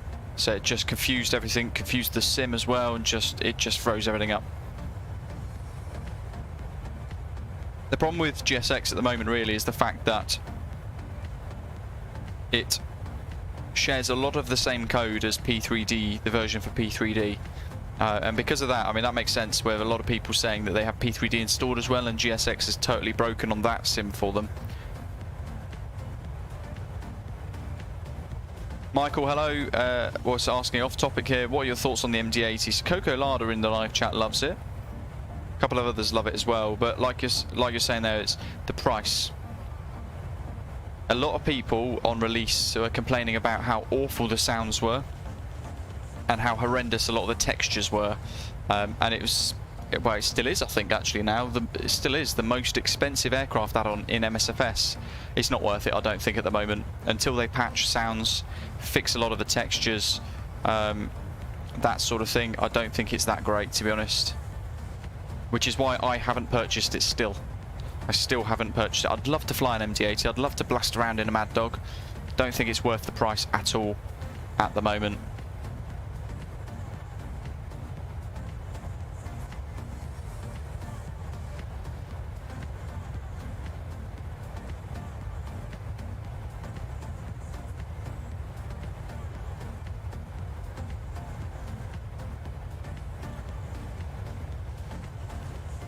Yeah, Dan's saying there, CRJ is much better than the MD-80 as an add-on.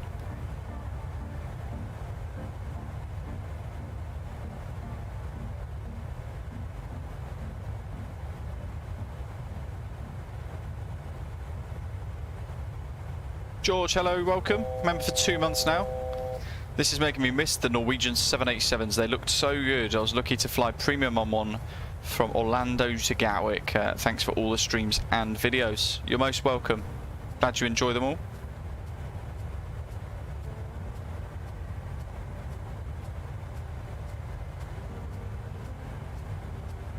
Jack, no. The last simulator that I ever flew was Flight Sim 2002, all those years ago, and that's going back a long time. Eunice, good morning. It certainly is a beautiful day up here. The sim's looking fantastic.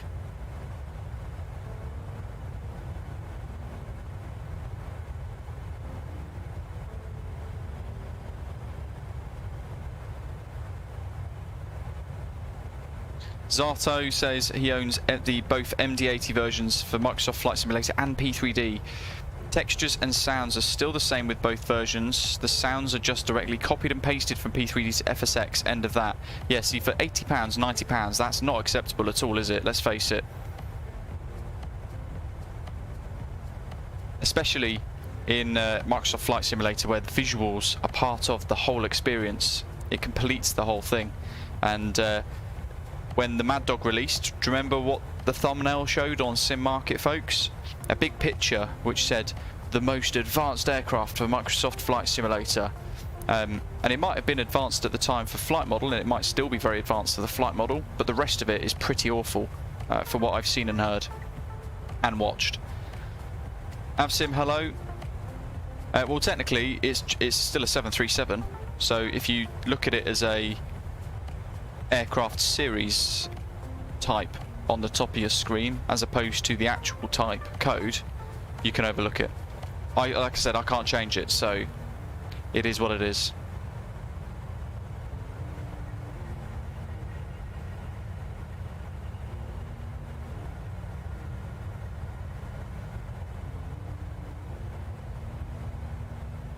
Dirty 2, epic, good effort. Was it the 146 again by any chance? Your favourite?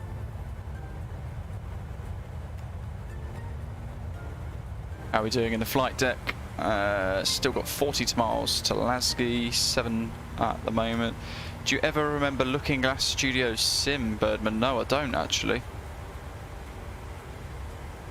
You remind me actually as well. So there's a couple of people in Discord yesterday talking about an upcoming new simulator for virtual reality users called, is it Airport Ground Handler or something like that.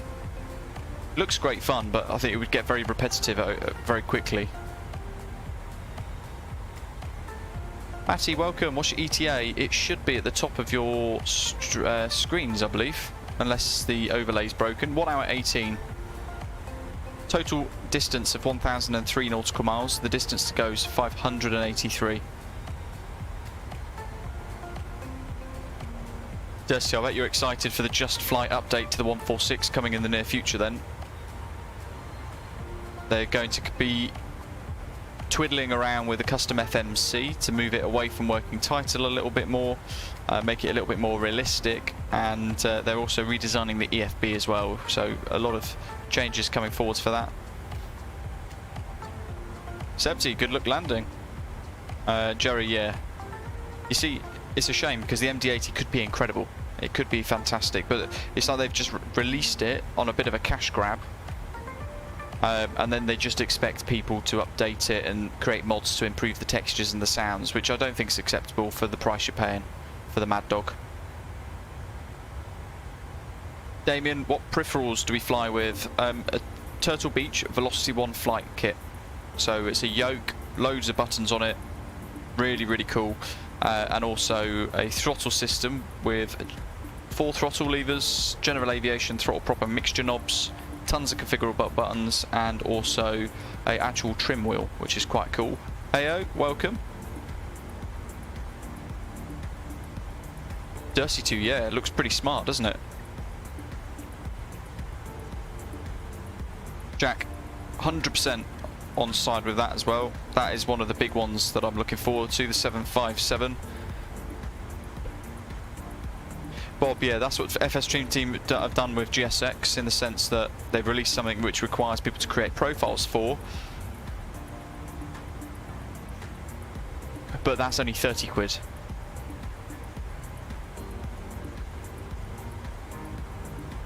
So it's a third of the price. As Zato's saying, with the price that you're paying for the MD-80, it's about £90 for those of us in the UK with tax and things as well. You expect stunning textures, you expect realistic sounds, and you expect a very good flight model. It's got one out of those three. And that's not good enough for 90 quid. It's pretty horrendous. It's pretty shocking, I think. Right. How do you do a direct to, Ian is asking.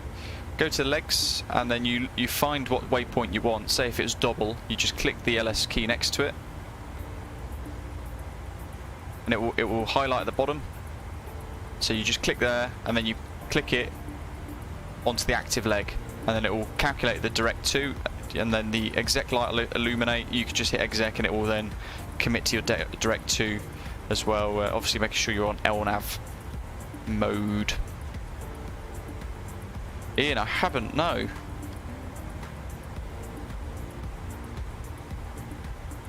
Simon, welcome, buddy. Great to catch you live. It's great to have you here with us today. Hopefully, you've just downloaded my GSX Bristol profile for Pilot Plus's scenery. Hopefully you find it useful. Hopefully you find it quite good.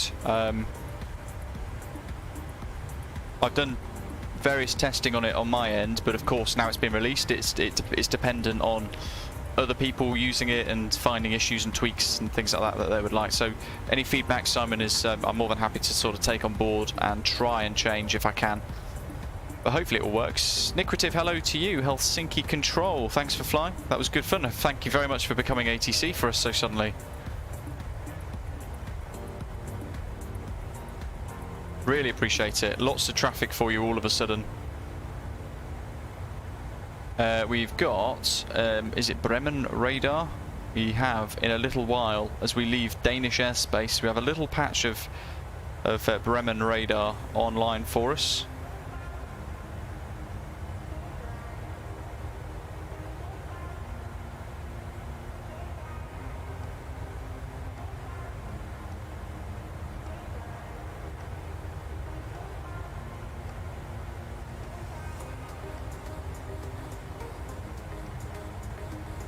Well, quite most likely, but they've already updated a couple of things, and they're already actively working on some fixes. And in fact, one of the features for GSX that I fed back as something I would really like to see tweaked is a back page. So I'd like to see on that drop-down menu where you can choose from various options, you click through to the next page, you can't go back. I've asked for him to urgently add a back page in, and he said he's working on it. So he is actively trying to get it sorted. It's just one guy as well.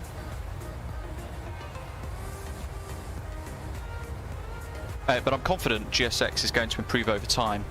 We've had the MD-80 out now for what, 6 months, and it hasn't been updated to improve the sounds once, hasn't been updated to improve the textures once. In fact, I'm not even sure if it's been updated. I don't own it. I don't know if it's actually been updated at any point since its release. And it's for 90 quid. Oh, we've got a flyby. It's a whiz.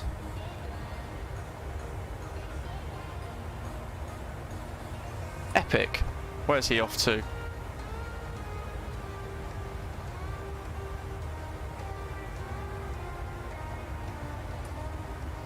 That is Whiz 9 Juliet Alpha.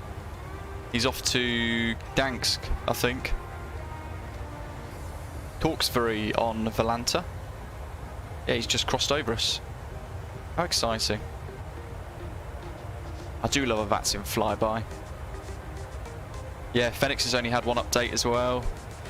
I'm finding the more I use the Fenix A320, the more I'm getting frustrated with it.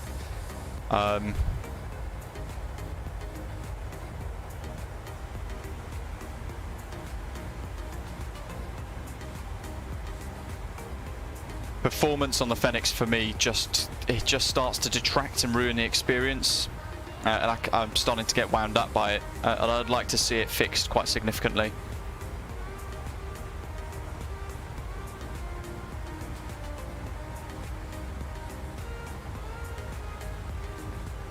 Kevo, I am bashing it in a way, really, because it's 90 quid. It's a huge amount of money for an aircraft which lacks in texture and detail and sounds, and it's a retro aeroplane as well. You expect to see some of those sort of smoky engines. You expect to hear the engine noise being as realistic as possible. You expect to see the textures to be as realistic as possible for 90 quid. But yeah, it's frustrating. Kevo says the same for the Fenix as well. Odd bugs are creeping around in it. Yeah, in fact, we had issues with VNAV recently as well, didn't we? It all went a bit wrong. Although one of them I kind of overlooked on the approach into Malaga, for example.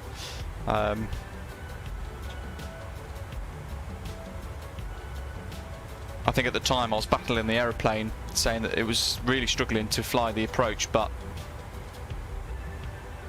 turns out it's because the live weather was broken, so we were using the in-sim weather, and I was specifying winds, but it was then adding 50 knots or so in, which is all a bit weird. Septi, no, 272 is pretty good. As long as it was accurate on the touchdown zone, that's pretty good. BRSG says, looks like the Wiz just disconnected or crashed to desktop. It's always a possibility.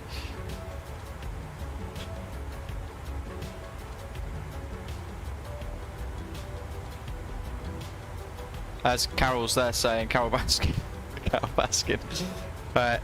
Carol hasn't flown it for about a month, the Fenix. PMDG performance is just too good. It is worlds apart, isn't it? Polar opposite on performance. This is silky smooth.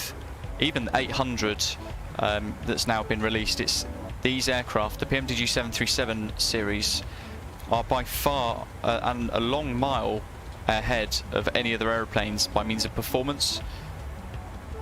The Just Flight 146 is probably the second best performing aircraft I've got in my hangar at the moment.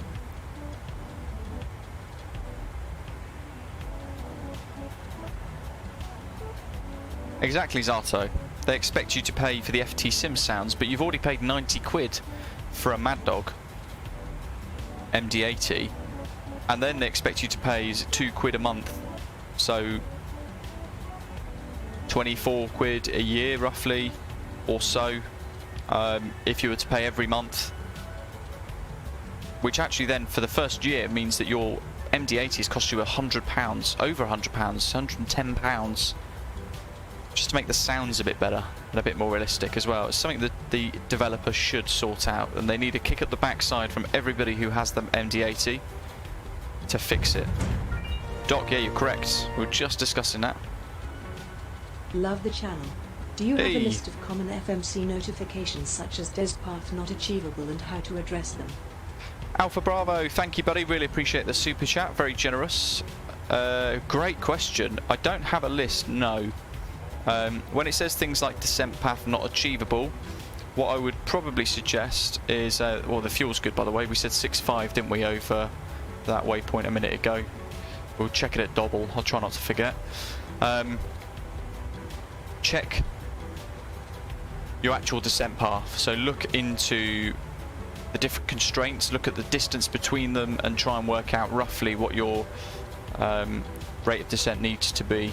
It might say that it needs drag as well, it might have the little FMC button there, but if, in effect if it does, deploy your speed brake to flight detent and see what that does as well to assist. We can prep the next frequency, 123925.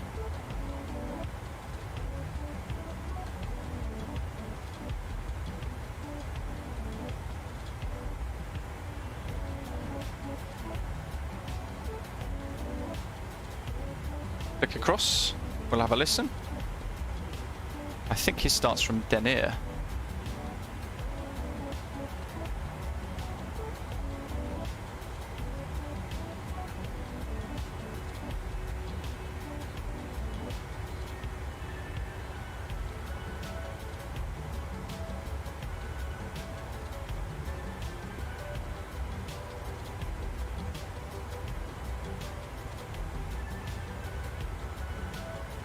Bang on, Zato. If you're going to buy an MD-80, don't waste your money on it. You're better off spending that 90 quid or 100 quid on other aircraft. I mean, for that price, you could get the 737-800 and the 737-600 just to put it into perspective there, you could get the 737-800, you could get the Just Flight BA146 as well. So you get 2 aircraft, which are incredible, for the price of 1.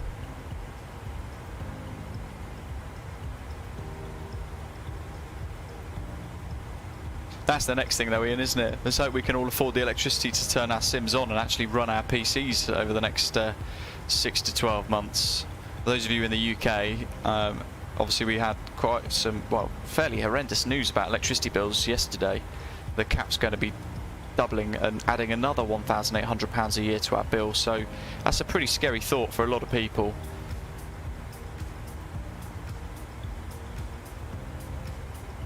Absim, you mean you're going to join tomorrow's departure? It sounds like you're doing an entirely different route.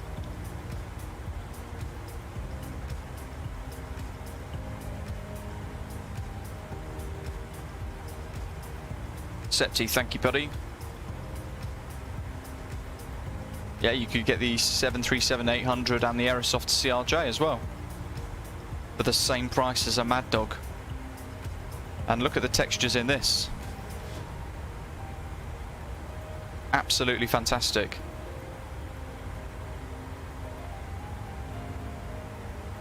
There is no competition.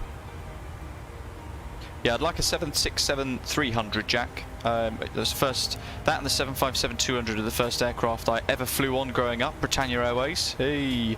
And they were also the first aircraft I operated on as crew years ago when I worked briefly for Thomson Airways out of Bristol, which is why I've got such a fondness for Bristol Airport, why that's the subject of my GSX custom profile as well. A lot of memories there. Zato says, I mean, when I flew the MD-80, I quickly got bored because of how, because of the same sounds you have to listen to, specifically if you have the plane in P3D2. But as you're saying there, the BA146, however, fun and quirky. Absim, no thank you.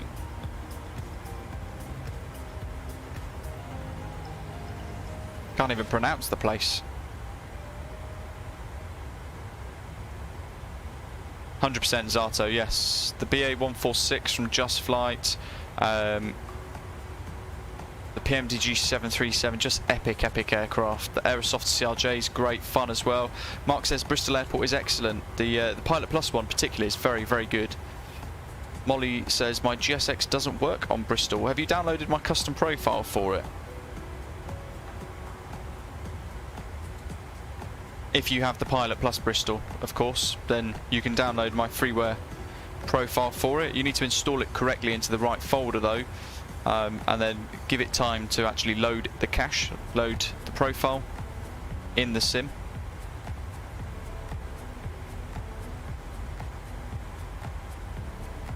Mikhail says we're flying over his house right now on the right hand side, which is going to be this side of the aeroplane. Peekaboo. Down here somewhere.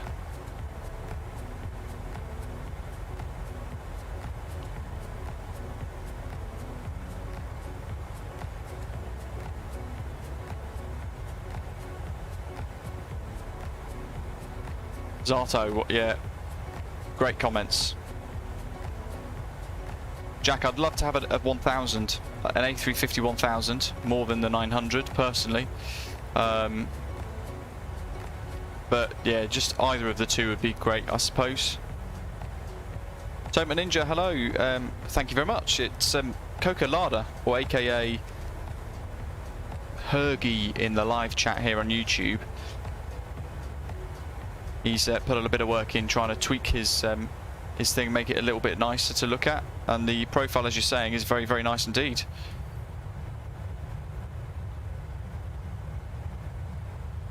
It is on our Discord server, folks, as well, so you can find it on there and you can use the NVIDIA filter as well.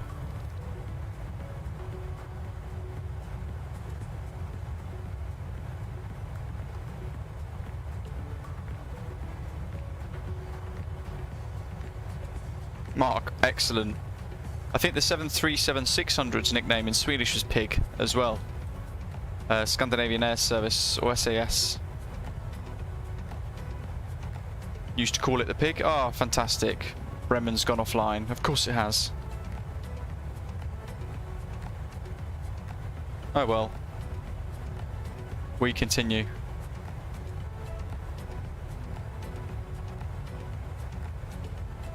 We'll flick back to Unicom in a minute. Once we've enjoyed this view for a little while.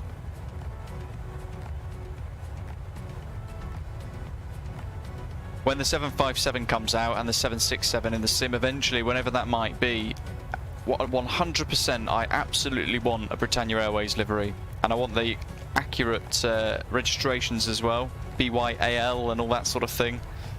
First Choice Airways and their 767s as well, and Monarch Airlines back in the day. Got a little nod to the past. Air Tours I think had some as well. BA's tour operator contingent all those years back.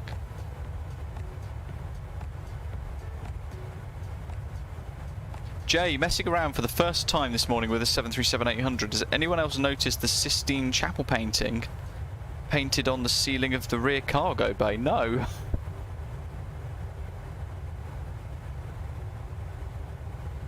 On the passenger variant. Jack, I wouldn't be too hopeful. Producto, it's more when they log off as you're approaching, it's a bit frustrating. Jack, kind comments, thank you buddy. Appreciate the support as with the memberships.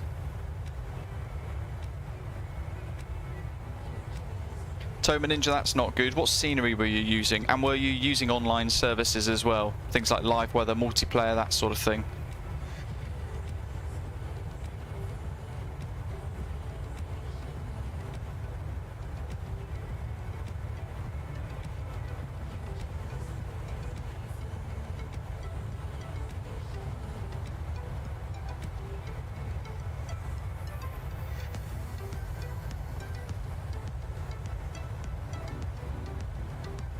Ian, my first ever flights was on Britannia 2, some great memories. I remember when the crew used to come around offering, oh, what suites were they?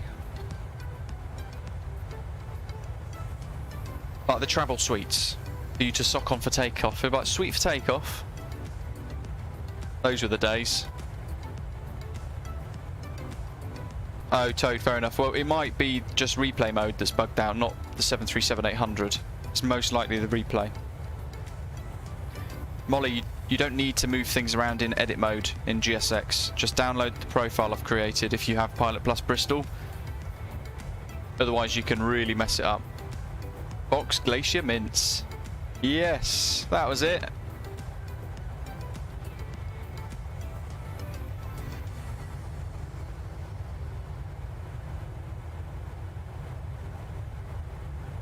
Jay, awesome.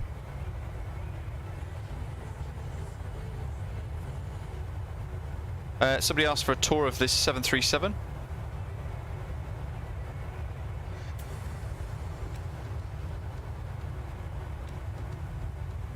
There you are. Here's the cabin. In fact,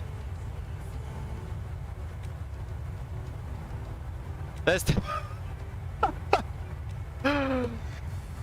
there's the picture of the Sistine Chapel.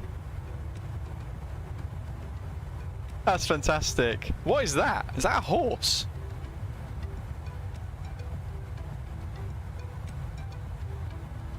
I don't even know what that is. There's all the bags just strewn in.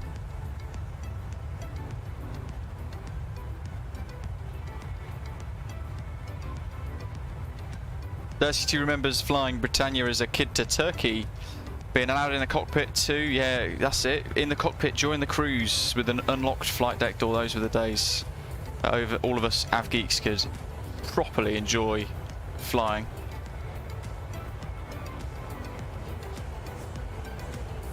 So the screens here, folks, as well, they're part of the textures. You can just change the textures if you're a livery creator. Some of them have been creating and tweaking various different screen options, which is quite cool.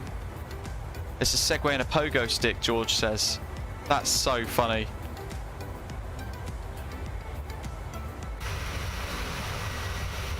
Saw us turning then, I got a little bit worried. Roy's first flight was BCAL. There we are, the lav, the door, the general galley. There's the cabin from the very front of the aircraft.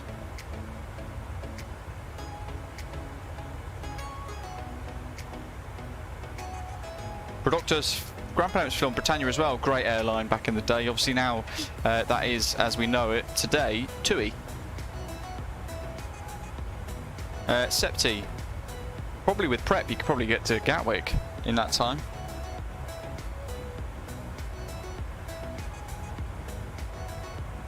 Sean said his first flight was with Britannia as well, Edinburgh to Alicante, going to Benidorm back in 2000. Yeah, it was Britannia, Air 2000, Monarch Airlines, Virgin Sun for a brief period of time.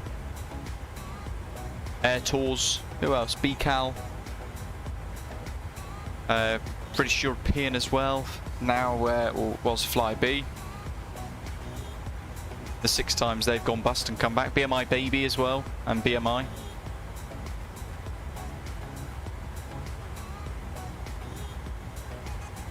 Molly, sounds like you might have not, potentially not have actually installed it quite correctly. Sounds like you might be missing a few bits. You certainly don't need to be editing anything though, if there's something with a profile available for it. Editing takes a lot of time. I mean, the Bristol profile I created, for example, took almost a week, a whole week effectively. Oh, Neil, not good. JMC, Scott, yeah, that's it. I knew I'd forgot one. JMC, Thomas Cook, My Travel.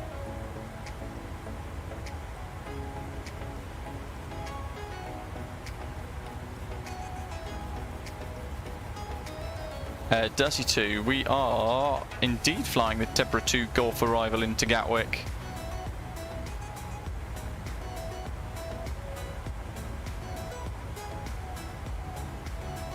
Ian, yes, that's the one. JMC, Roy, was an airline back in the day. Who did it come from? I think it came from My Travel, I think. Did My Travel become JMC or the other way around? But it was the bright green 757s.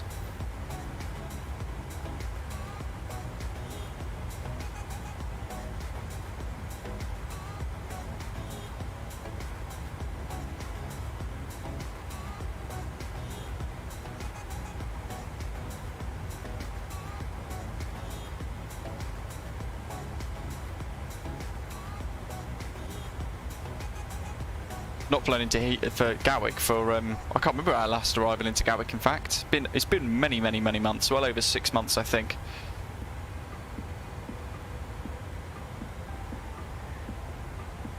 Yeah, it's nice to find the little Easter eggs. I mean, I had no idea they were there. I tend not to go looking around that closely at various little things, so I tend to miss them until somebody in the live chat says, then we go find them. Does crack me up. Like in the Aerosoft CRJ, the little cockpit camera for the door, it was a picture of Mathis's face, I think, or Hans's face, I can't remember which. Dan Air, that's another one, back in the day.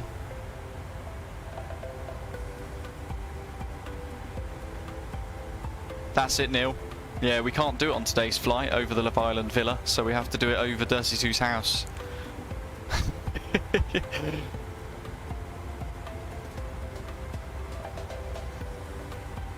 Yeah, we used to go 767-300 to Paphos. Paphos and Larnaca. Prague Budapest for Lauren in the 737-800 with Ryanair. Very nice. Enjoy your flight. Oh, for those of you who are experiencing PMDG for the first time and you're in the live chat, do let us know what you think. I'd love to know out of 10 what you think of it as well, and how much you're enjoying it, what your first route was. It's by far and a long shot my favourite aircraft in the sim at the moment. Winds 050 at 9 at Gatwick still at the moment, so I think it's probably safe for us to... Oh, Laker.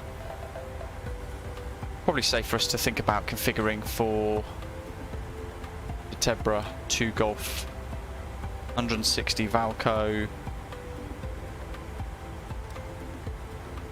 Don't want to get too close to VALKO, see, and then us get towards TEBRA.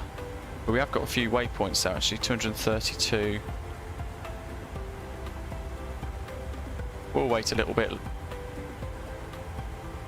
Laurent, are we having a bug with the parking brake? No, but they have changed the parking brake system, don't forget. So you have to depress both brakes fully, then press your toggle parking brake button, whatever your keybind is.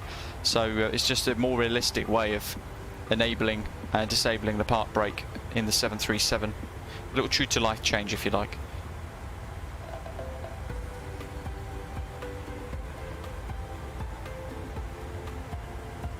Rob Adesar, first flight Martinair in a DC-10.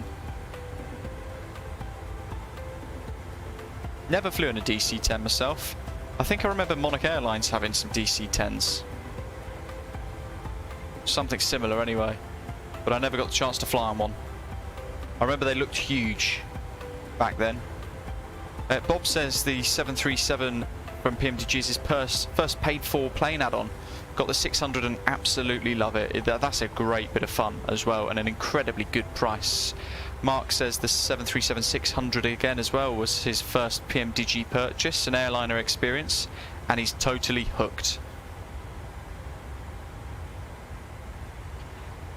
VATSIM, well, an EFB is coming, but they won't release it until it's ready. And I keep reminding people as well, the EFB doesn't make it fly better.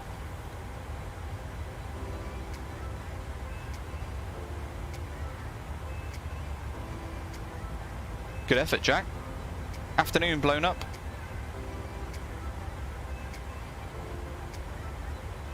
Zato, who knows?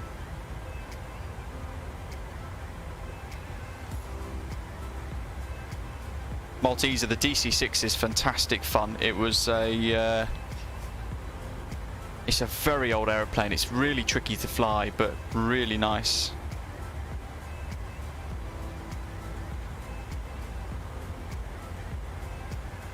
That was my first experience of PMDG, the DC-6 for Microsoft Flight Simulator. Kevo, it depends where you're flying from, really. It could be anyone. If you're flying from the UK, you could do TUI, you could do Ryanair, you could do a Jet2.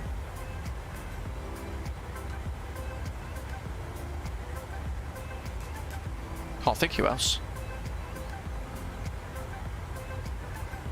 Neil didn't want the 600, now it's his favourite model to fly in. Toma Ninja saying, should I buy GSX? It's difficult. I enjoy having it installed. I think it adds another layer of immersion. We had a bit of boarding at Helsinki, but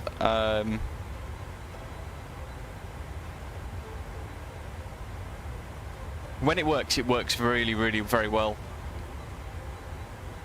But it does require a bit of a kick from the community side of things to get it profiles set up, which is why for the one I was talking about earlier for Bristol, and somebody in the community's created one for the Origami Studios Gatwick that we're flying into as well. So if we get to the stand and shut down, we will give that a go too.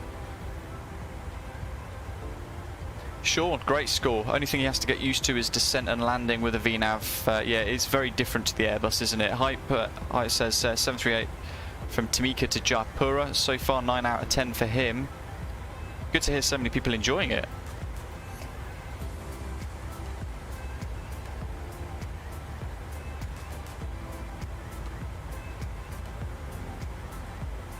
Absolutely, it doesn't really make it much easier, does it? What specifically are you looking for in an EFB? If you need V-speeds, then you can use VAS Airplane Toolbox for those, but the aircraft actually gives you them anyway inside the FMC. Routes, you can just feed in, which is everything that an EFB would do anyway. Doesn't take any longer. All it is a quality of life feature. It just makes something look a bit nicer and a bit more modern, but even in the Fenix, you use it at the start, you use it at the end. You don't use it in the middle. What's the point? DC-6 Sato says this is his first MSFS payware plane. Flew it a lot for an old school plane. Even went out of the way to fly it with no automated flight engineer. That is a mega mission, that. Great attempt. Yeah, Productor as well, that's a good point. Fly 2 as well if you're part of Fly UK. That's what we're doing on Monday, in fact. There goes the woofer. I think he's confused. We're not in an Airbus today.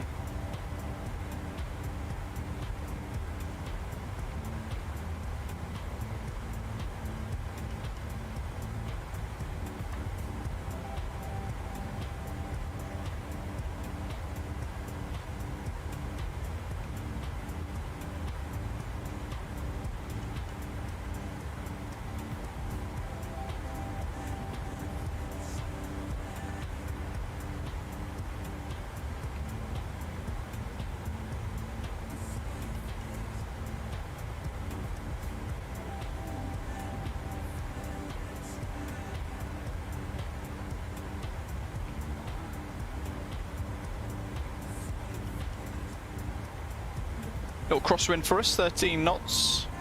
Seems pretty consistent at the moment. Bob says personally he's enjoyed learning the Boeing 737 without the EFB, and it's helped that process exactly. That's another good point as well. Another great point there. But we know that EFB is coming as well, and it'll be interesting to see when it does come. If one of the features that I've heard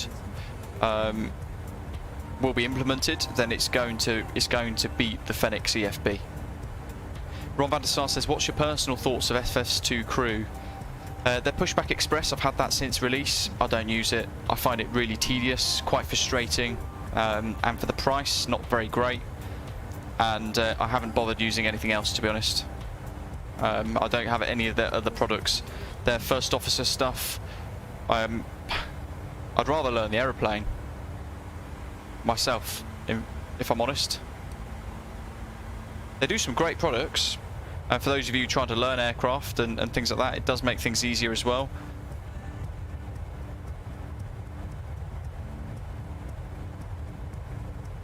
Yeah, Zato, I've crashed a few DC-6s offline, to be honest, whilst learning it. And I'm still not great at flying it, but I just about managed with the Artificial Flight Engineer.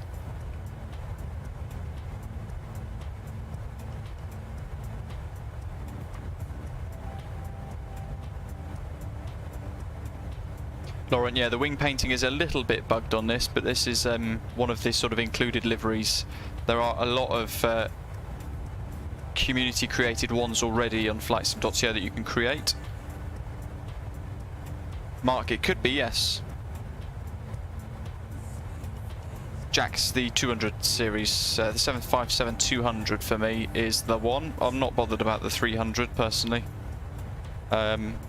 The 200 was massively popular across Europe as well, so.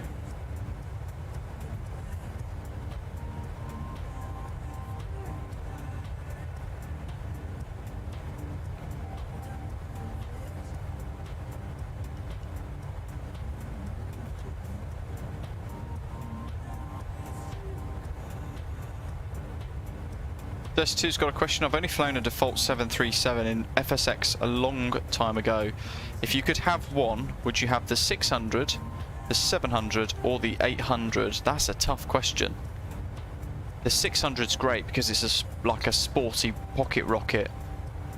But for me, with the three options available at the moment, hands down choice would be the 800 first and foremost.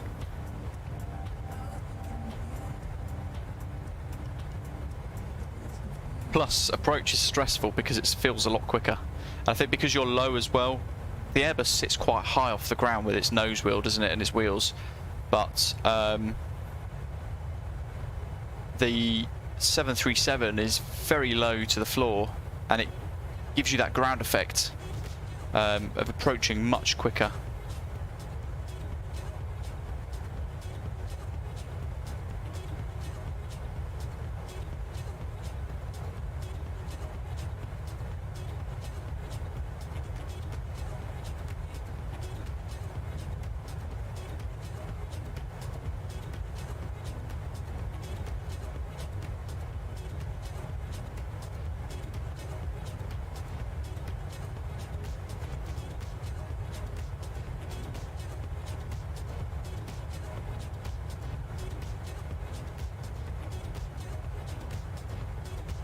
Yeah, Mark, that's another one. And like Bob's saying, it depends on what kind of flying you want to do as well. If you want to do short field ops and some crazier, sportier flying, maybe in more remote places, the 600 is perfect.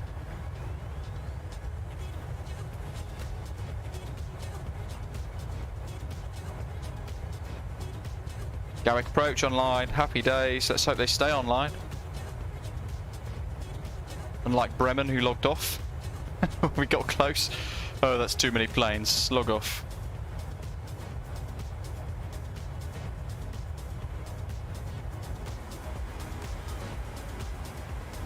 Alrighty.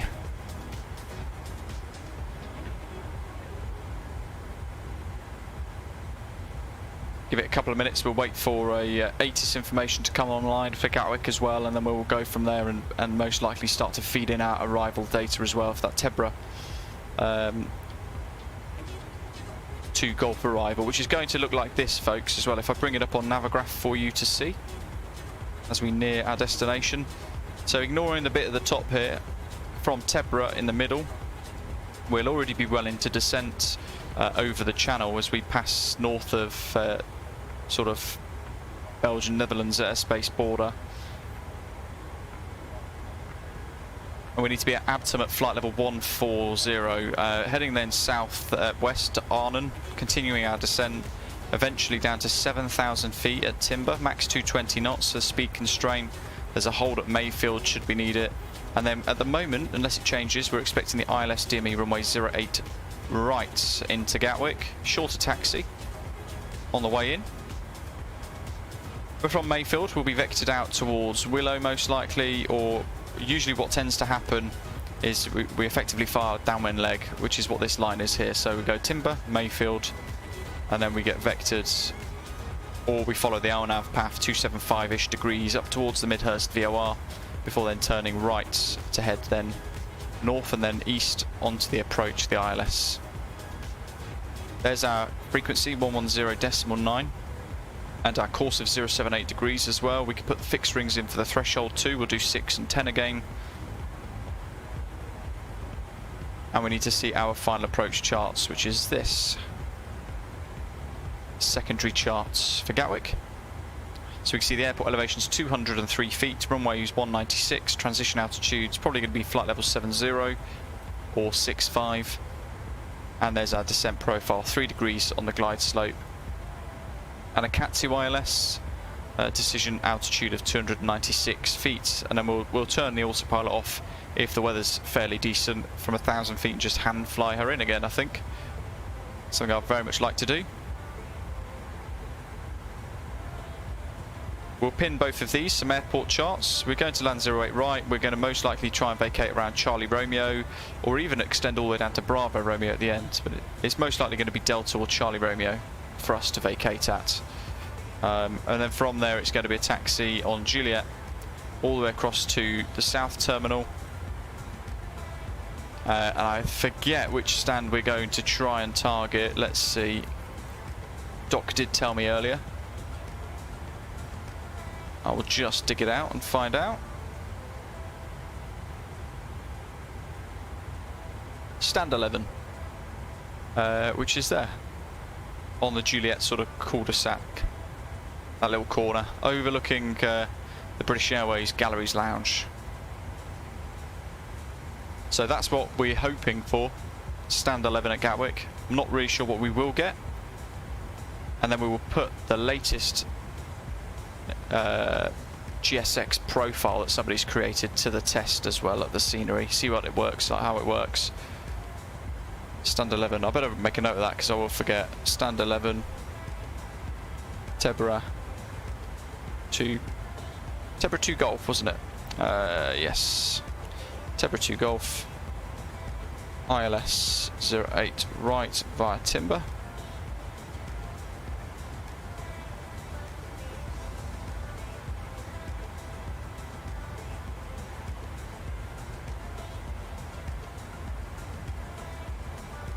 Min's 296, we've got an ILS frequency of 110.9er, 078 degrees. We want fixed rings added in as well.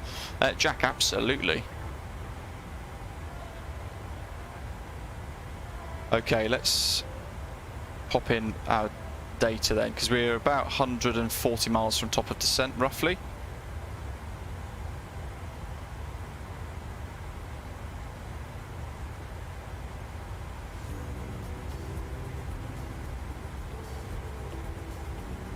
We've got Gatwick approach, Gatwick Tower and Gatwick ground online.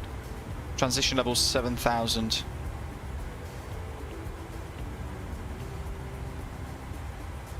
And it's info Golf confirmed, runway 08 right in use. QNH 1018.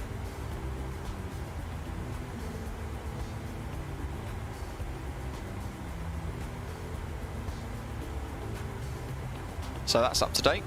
And then in here we're going to go to arrivals, Gatwick, ILS 08 right, via Timber, on the TEBRA 2 Golf arrival,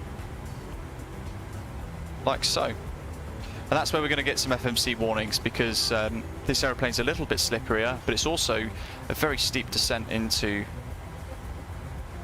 London Gatwick, so we have to, where is it, KK63. I reckon we'll be okay there.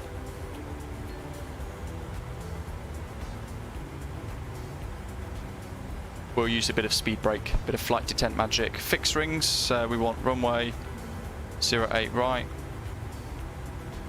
and we want /6 and /10 for a couple of fixed rings to assist, and then we're pretty much ready then for our arrival into Gatwick, which I think we've still got about 40 minutes to go anyway. 136525 for ATIS. Let's see if we can pick it up from here.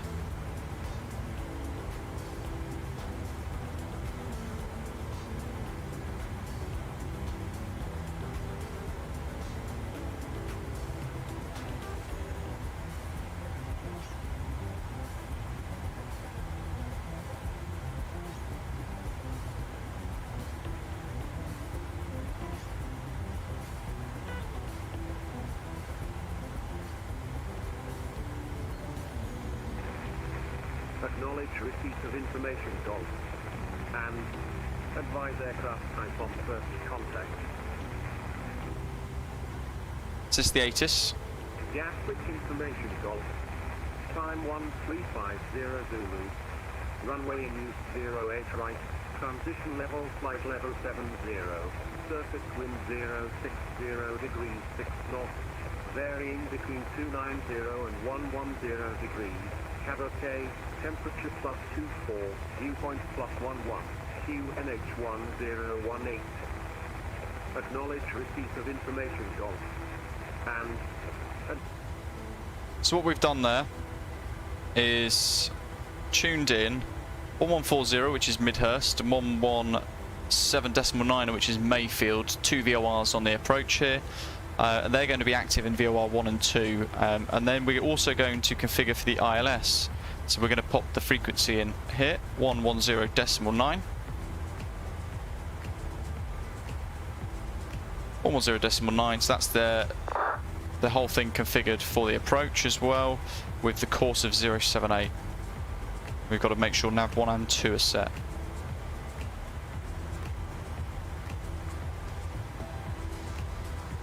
Seven 8 on both. Order brake 3, and I reckon we'll do reverse idle.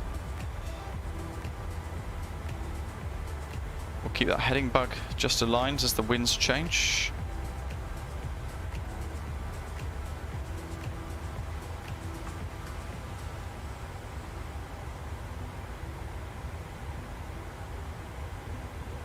So flap 30, 200 feet on the landing pressure panel at the top, that's set nicely.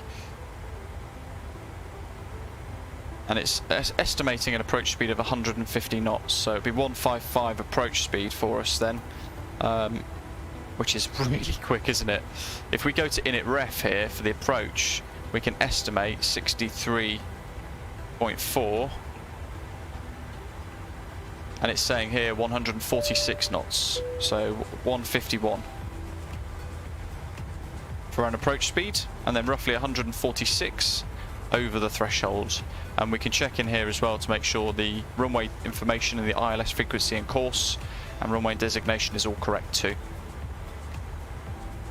Having added that in, it's gone to the bottom of the PFD, and then we're going to add our minimums, 296.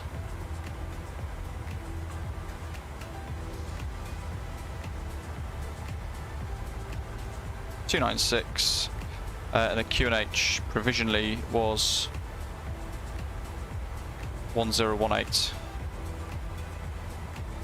So we've got those ready for the approach later on, because in 80 miles it's going to effectively become very, very busy for us. Mark, that's a good idea as well. You put top of descent in as a fixed ring, and that gives you another visual idea Mark, so only on an ILS approach, effectively.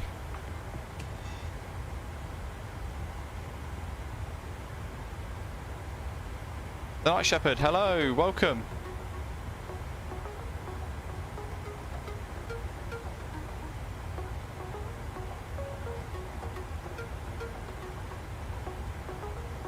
Night Shepherd says, loving the Boeing 737-800 so far from PMDG. Glad I held out for the model I wanted. Yeah, that's always nice to hear. It's great to hear you enjoying it. Is GSX performance heavy? No. Interestingly enough, I don't notice any difference, to be totally honest with you, except for when it does suddenly start to bug out and it absorbs a lot of frames to the point the sim crashes or freezes. But it happens every now and again. 08 right, Zato, yes, indeed. Takika Toji, welcome. Where do SAS park? MPS Gaming's asking. You know what? I don't know, to be totally honest. Mark was asking about both autopilots. So we use both autopilots for the ILS approach. When we establish, we'll then also activate CMD-B as a backup in case CMD-A fails. Hey, look at this. We're about to get a fly past.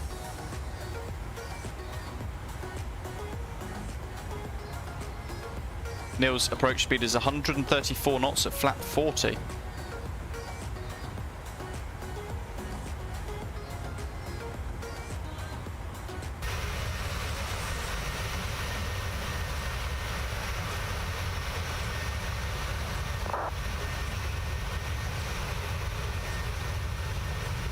Let's see if we can capture him.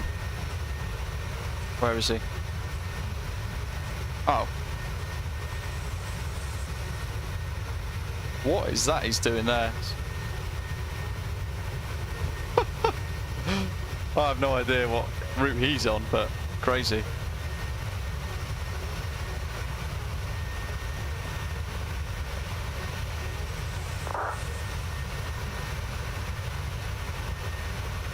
Ah, missed it anyway. I was trying to get a really cool screenshot.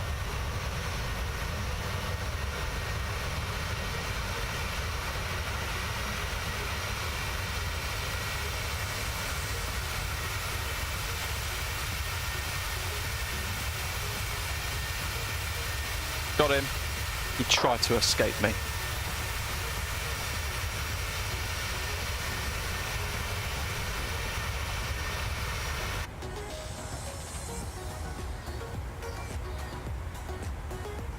That's some crazy steering there.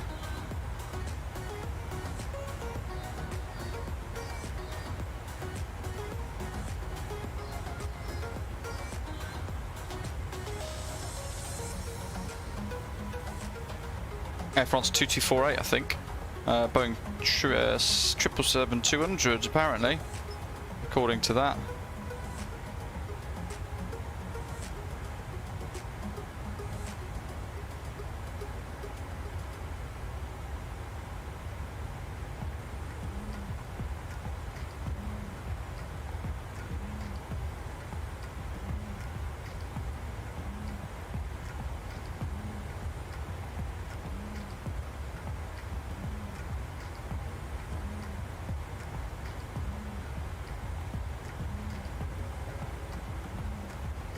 Look at the cityscape down below as well. Absolutely mega. This is, it's got to be the Netherlands. In fact, it's Amsterdam. It's Amsterdam Schiphol.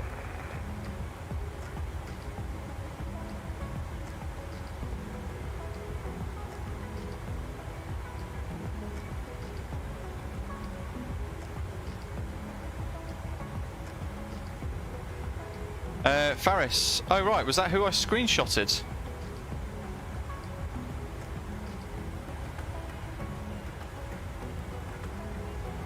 How's that for a screenshot, folks? Got a bit of Amsterdam in the background, some clouds, some occluded fronts. Lovely. I'll put that on Volanta. Big wave for Buendi down there then.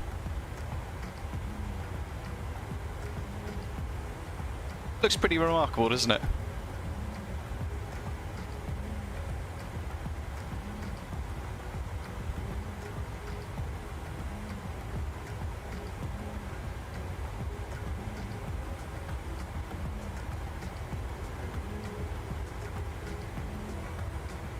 Gav, howdy.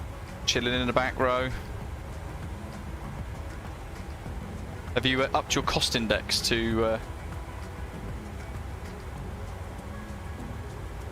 try and catch up a little bit? Some of you guys had quite the delay on the ground in Helsinki, didn't you? I think SAS do fly to Gatwick MPS Gaming, I think. I'm not sure.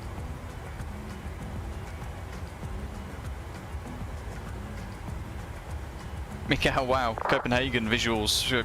Ground visual at 350 feet. That's pretty incredible. Matchek's going to fly in TUI Fly livery tomorrow to Dalaman. Awesome. Malteser, I believe so.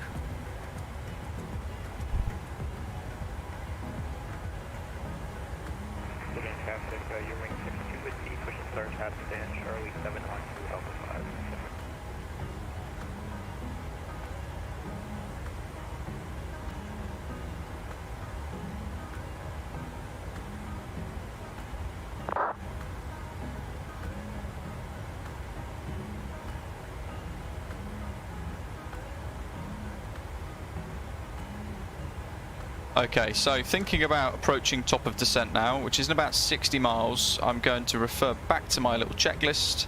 So we've done the destination weather, we've already obtained that, and the arrival data is all set. The landing altitude, 200 feet, is set in the new style panel here on board today, and the radios are set as well. We're tracking, let's activate VOR 1 and 2, Midhurst and Mayfield.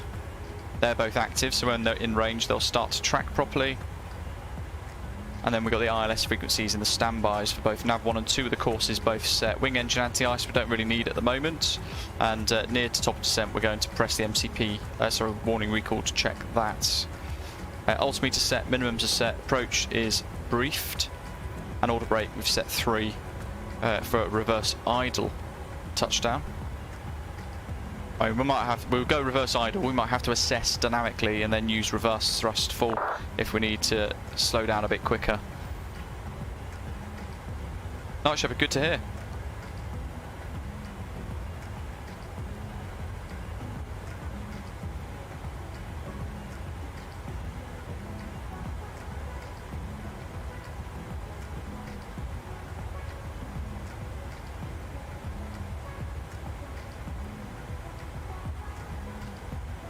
Yeah, thanks buddy, really appreciate that.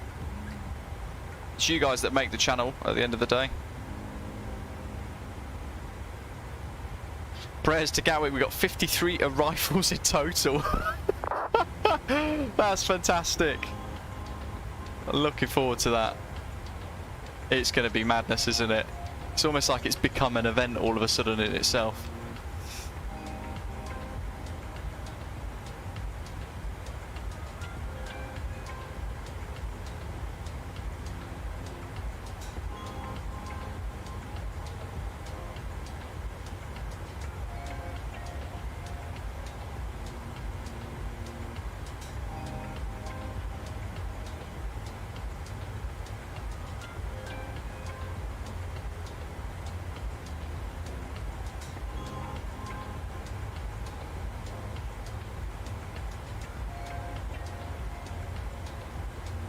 Oh, yeah, I need to change that actually, Sam. My Corsair RAM broke after 6 weeks. So let me change that, because I've now got Kingston Fury RAM, which was HyperX, it's now owned by Kingston. Timers, is it timers? No, it's in commands, isn't it? Custom commands on Nightbot. Let me see here. Yeah, Kingston.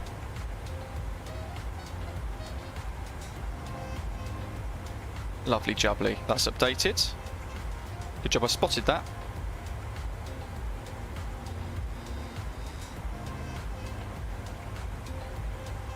Should we check back in on Vantaa, folks? We're going to see, have a little look around at the airspace at Gatwick, see what's going on.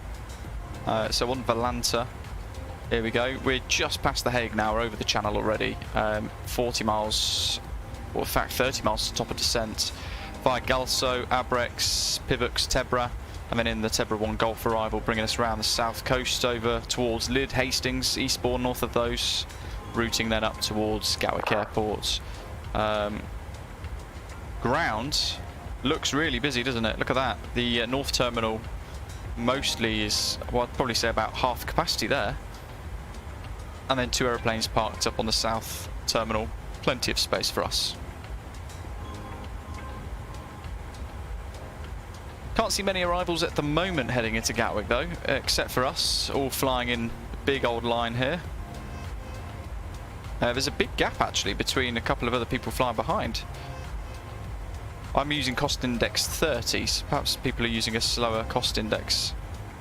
But it will mean potentially I can taxi away and maybe start to watch some approaches if I'm a bit further ahead.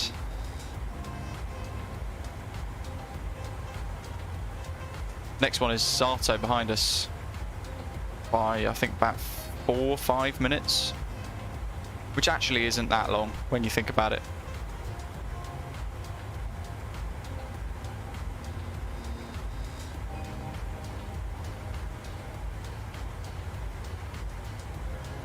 Yeah, I always thought Corsair were really good, but obviously I've had a pretty horrendous experience. Sato's using costing at 45, wowzers. Okay, we need to reset the MCP altitude now. We want to go down to 7. Our final preps for top of descent. We're going to do a warning recall. Make sure we've got no master cautions hidden away that we may have forgotten about or not noticed or cleared without paying attention to. And I think that is everything. MCP reset altitude. We're in VNAV mode and LNAV mode for the descent. And the transition altitude is set as well. So altimeter below transition, but below 10, cabin pressure, landing lights, runway turn-off lights and seatbelt signs.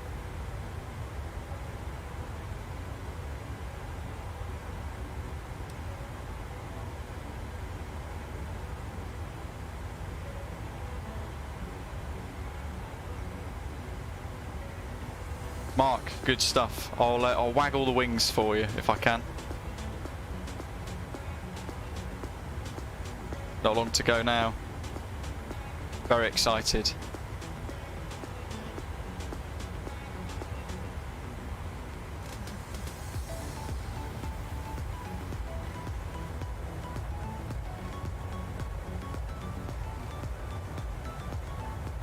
So many options for realistic routes with this 737-800 across the whole world.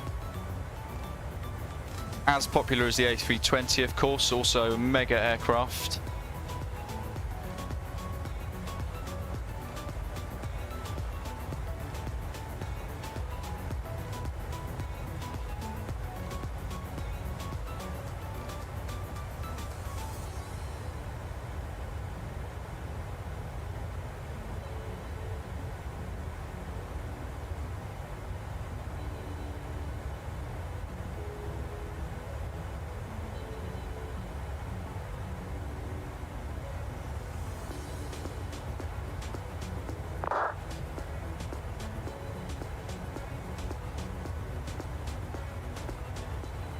Whitstable mark, awesome.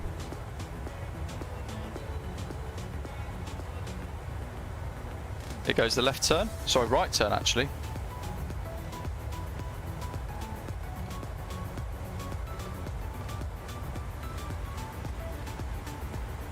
Okay, top of descent is about to go live.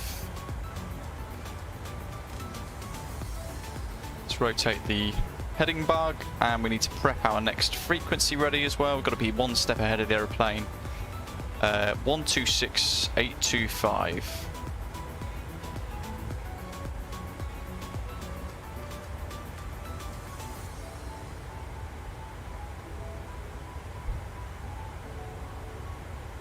And Gatwick approaches, call sign is Gatwick Director.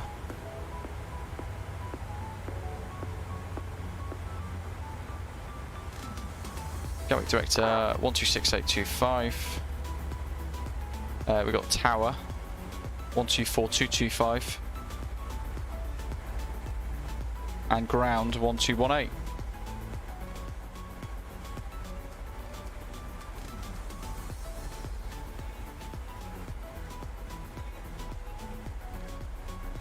Okay.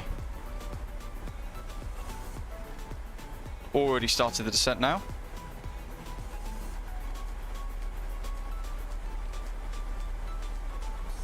Jim, welcome. How is Anybuild's Ibiza? Are you enjoying it? Jim is one of the 2 winners from last week's giveaway for the Ibiza stream that we did, the new Anybuild scenery that we previewed. A lot of people asking which is the best, and I found them both very 50-50 actually, both very nice indeed. So for me, my advice would be choose the cheapest.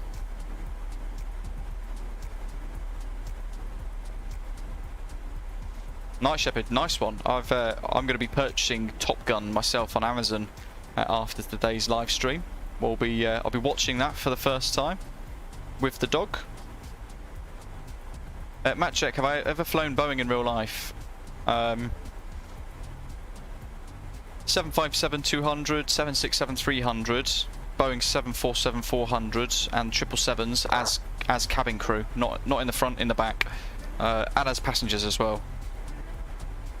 But I never ever flew inside of a 737 in my life.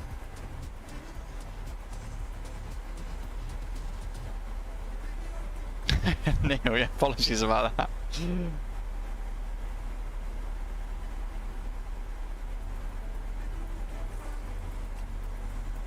Order break 3, Memic, 40 miles. There's Pibux.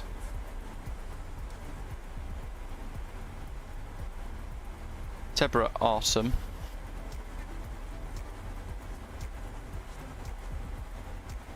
Abtom. Flight level 140. Right.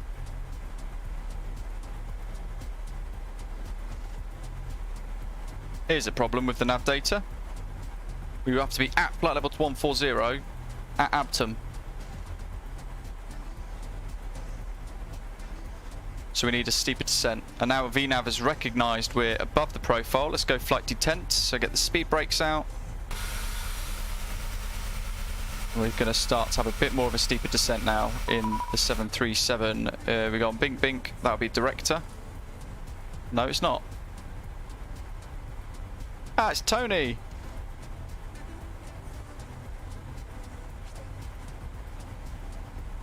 Boarding in France, Transavia 5986. Tony from Rotterdam. Working to get back on VNav path now, quite aggressively. Jim, that's epic. One of the experiences that really stuck in my mind over years of being cabin crew was the 767-300. We did a dead leg sector out to the Dominican Republic, to their new airport. Is it Punta Plata? I think it is. I can't remember which. And effectively, we had no passengers on board because we were operating an end of season service out to pick holidaymakers up for the end of the season flight back to Bristol. Oops, that's me hitting the mic, whoopsie. So the flight deck door, I literally sat inside the flight deck and the pilots flew a visual approach, and it was a circling approach that they did, and it just absolutely blew my mind. We looked so low over the sort of the terrain. It completely blew my mind. Couldn't believe it.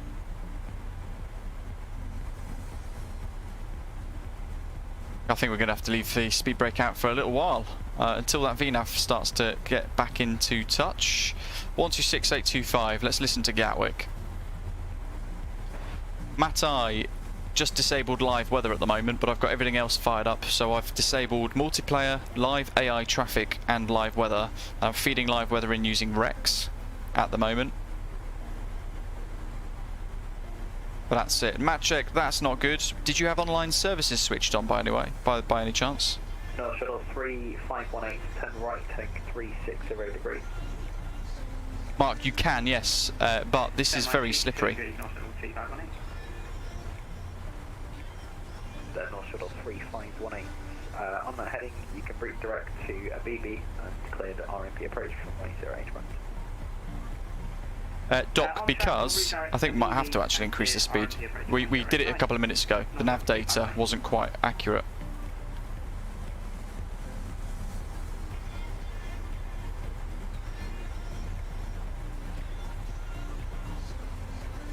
Yes, Mata, yeah, we do. Sort of testing it out for the first time, if you like.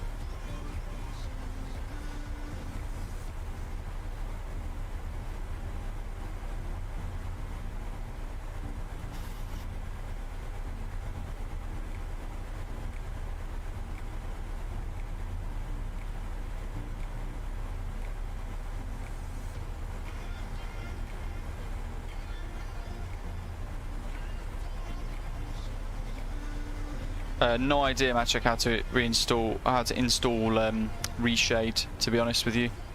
Here comes the VNAV profile.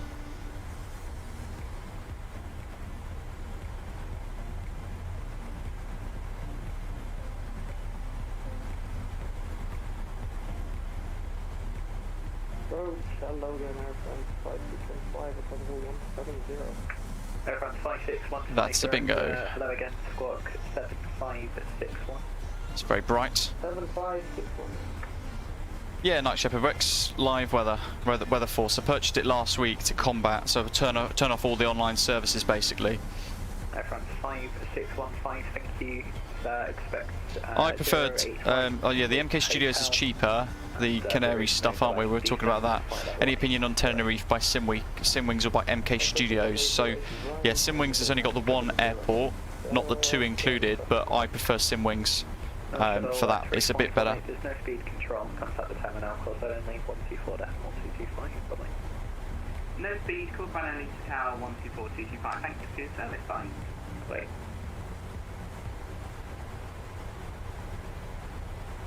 Okay, information hotel. We're going to call him up now at TEBRA. Subject 56 Papa Director, good afternoon. It sounds like you're a little bit far away from the mic there, readability is 2. But it's landing 08 right with information hotel, there is no delay. Descend flight level 90. With approach runway 08 right, descend 90, object 56 Papa. Bless it, Mike, good morning. Just flying over Margate for Badger.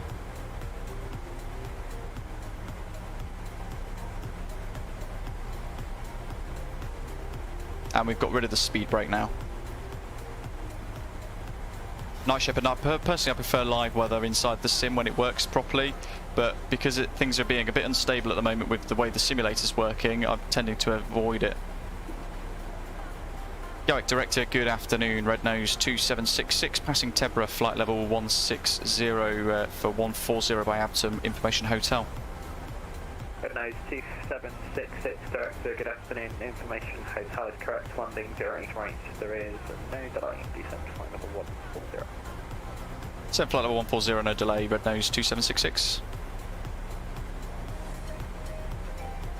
This looks like everybody's spaced really nicely. And it's been ages since I've flown into Gatwick, but I find the ATC here very good on VATSIM. Some of the best controllers work Gatwick on the network. Red Nose 2766, route direct timber. Route direct timber, Red Nose 2766.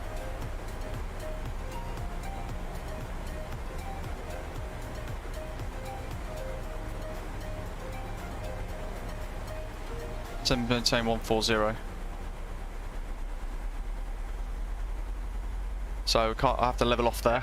5615, leave timber, heading 280 degrees. Leaving timber and 28 degrees for... Landing 28 right was confirmed. Sorry, 08 right. And QNH 1018. Into the sun at the moment. Jim, they did, yes.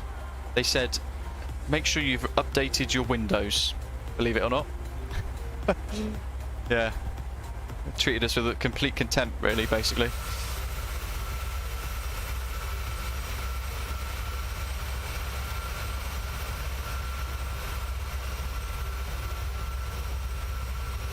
Here we are, the UK down below.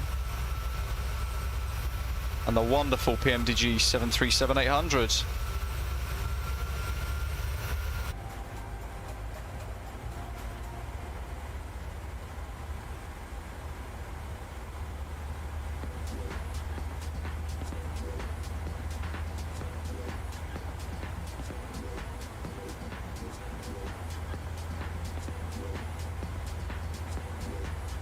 PKG Blue Flave, res, just 1080p.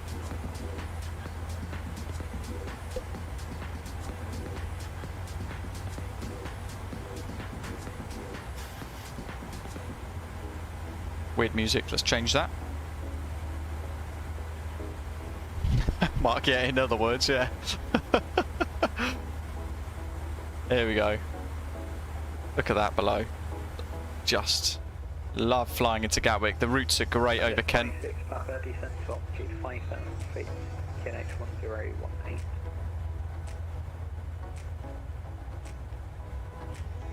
Ian, no, so the winglet options, split scimitar or blended wing, they are dependent on, they're purely dependent upon the liveries. So liveries have to be configured for either one or the other.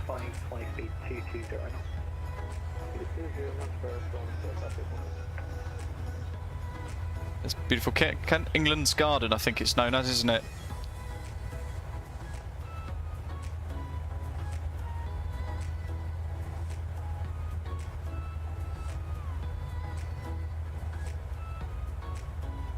Yeah, to be honest, I'm not a fan of Stansted Airport in real life. I think it's a pretty dumpy airport, but I'm quite excited for it too.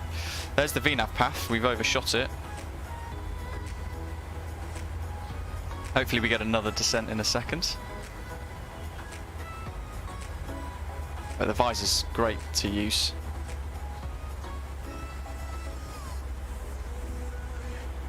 Absolutely dirty too.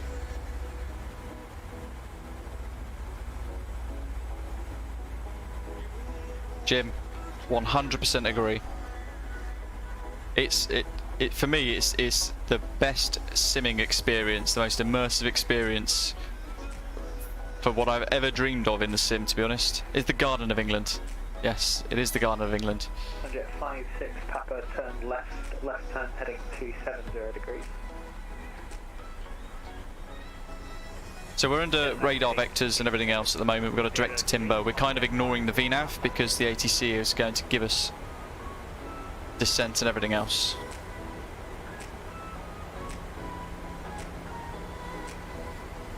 Don't want to slow down too much. We'll do 250.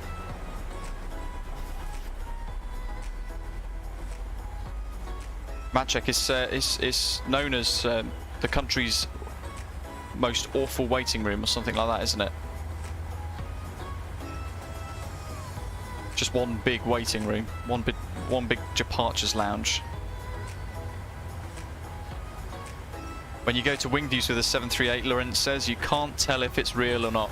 Yeah, magical, isn't it? Look at that.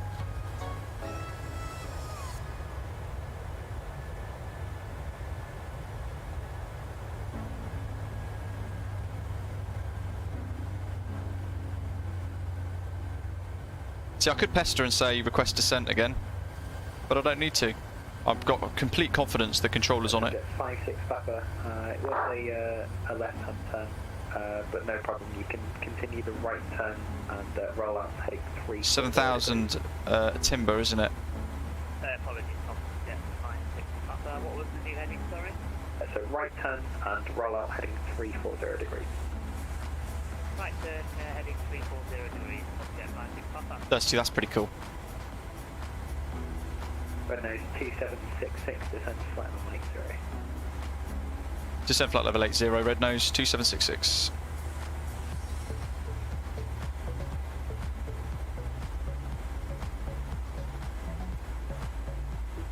Down we go.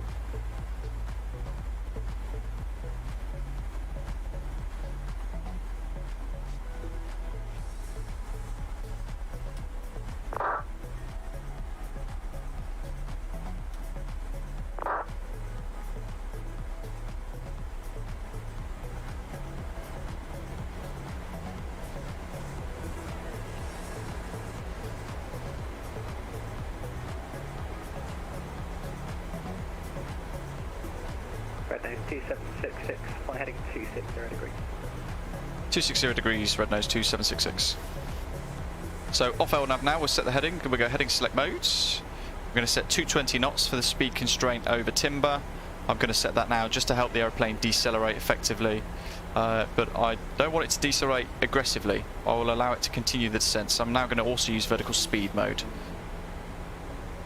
Air France 5615, descent flight level 70. I want to continue the descent basically.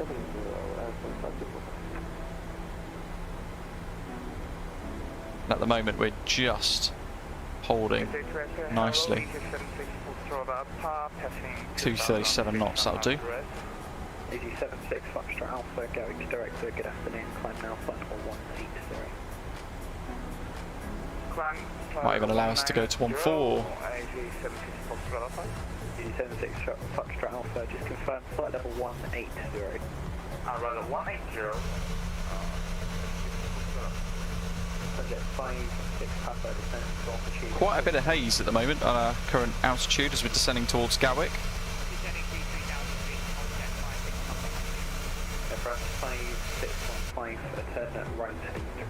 GMES, sadly, my next set at week is 2 night shifts again.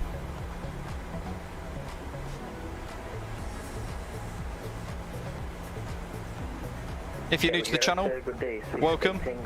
Please hit the subscribe button. Don't forget, folks, as well, if you've not already given us a like, give us a little thumbs up. 8 Tango, Gatwick director, good afternoon, London 08 right with me today, information is hotel.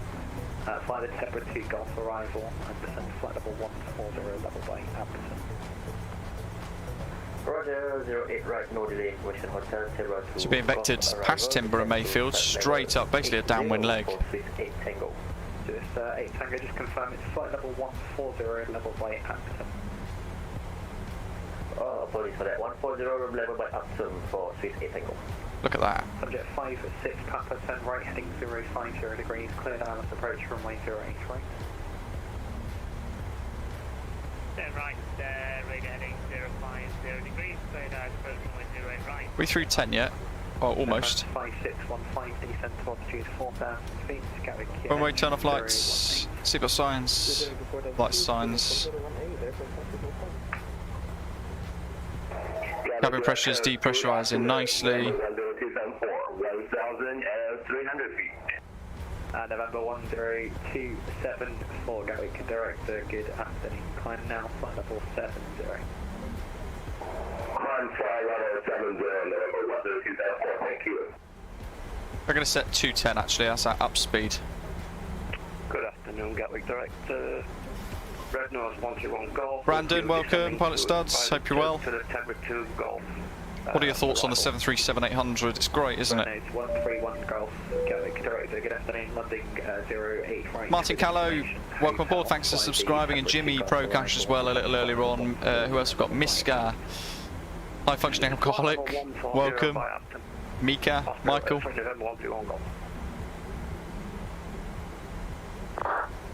And at this point, we're going to clear the music. 5615, turn right heading 360 degrees. Subject 56 Papa, speed 160 knots or greater, maintain until 40. Don't forget to wave off Bexhill to your left. I mean, look at that, everybody. That just looks great. 5615, speed 200 knots. Speed 200. Zeka, yes, we are using GSX. Easy 76 Foxtrot Alpha. We'll prep it shortly. Conan, climb flight level 290. There's all of our fixed rings and everything as well. Direct to Conan and flight level 290. A couple of terrain overlays affecting us as well there. Mayfield was this one. Nope, that was Midhurst.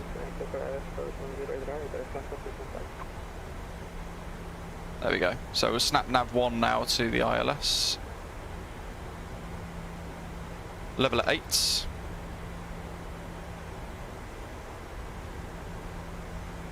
I'll set 2 on 5 knots for now. Sunscreens absolutely are needed, aren't they? Brandon says really good fun, find it way easier to land smoothly compared to the 6 and the 700 variants. I guess because it was used to it from the Zebo years ago. The ground definitely comes up on you a lot faster though, doesn't it?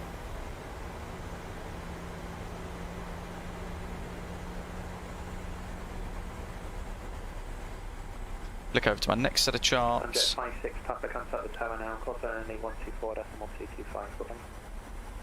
124.225, thank you, Tom, get 5.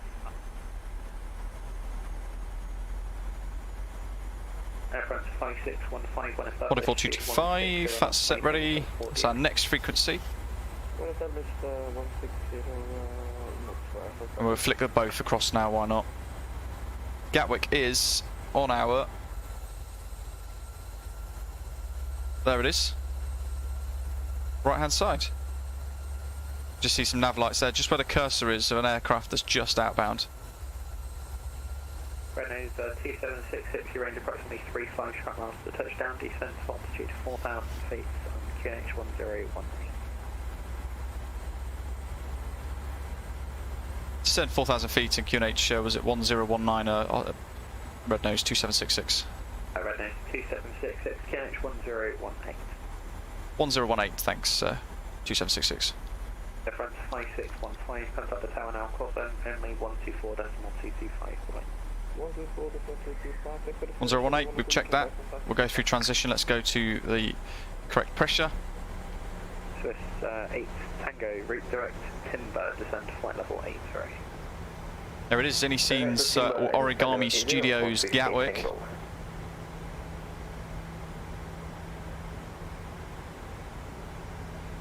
Director, good afternoon, Easy 66495, passing 3,000 to 6,000 on a Seaford 4 Zulu. Easy 6495, Gatwick Director, good afternoon, climb now, flight level 170. Climb flight level 170, Easy 6495. I'm going to arm the spoilers, prepare for our approach. Nav course and frequency check, we've got 078 and both in 1 and 2.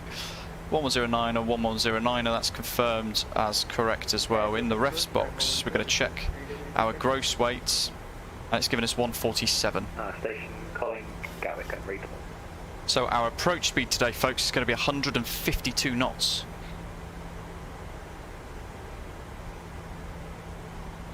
That would be pretty good. Northwood, howdy, welcome, and yes, I have. Alpha, shortly leaving my airspace, there's no further ATC, continue. Plenty of MSFS news. Jeff's just finished his first flight in the PMDG 737-800, saying it felt really nice on approach and landing. Septi says on descent into Manchester, your videos and checklist are a godsend. Great to hear, really glad to hear you're finding them useful. Roger, the 50 or greater, for 50 Tango. Red nose 131 Golf, report your indicated airspeed.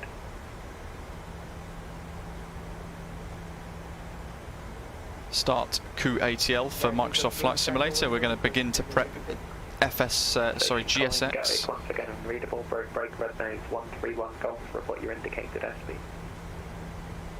Indicated airspeed is 255, red nose 131 Golf. Red nose 131 Golf, roger, speed 240 knots or less. 240 knots or less, 131 Golf. Where do you want to be for the ILS 3? 2766, turn right, heading to 85, descent altitude 3,000 feet. Right, 285, descend 3,000 feet, red nose 2766. November 10274, you're leaving my airspace, Monarchy Unicom 122 there. Speed's 229, so that's looking good for flaps. We go through 5,000, so we will... We go flaps 5. I've got flap 2 for now actually, we're just going to have a look. I'm going to just try and start to make the aeroplane a little less clean, just to help with the drag. Red nose 131 Golf, route direct, timber and descend flight level 100. Can you repeat that message for 131 Golf, please? 131 Golf, route direct, timber, descend flight level 100. I'm going to set 180. Route direct, timber, flight level 100. Osprey, sorry, red nose 131 Golf.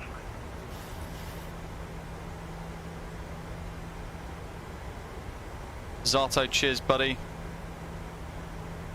Lap 5.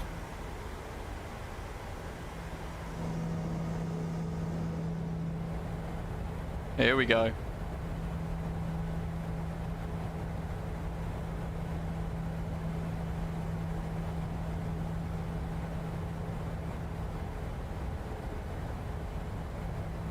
MPS Gaming had to go around. Oof, what happened?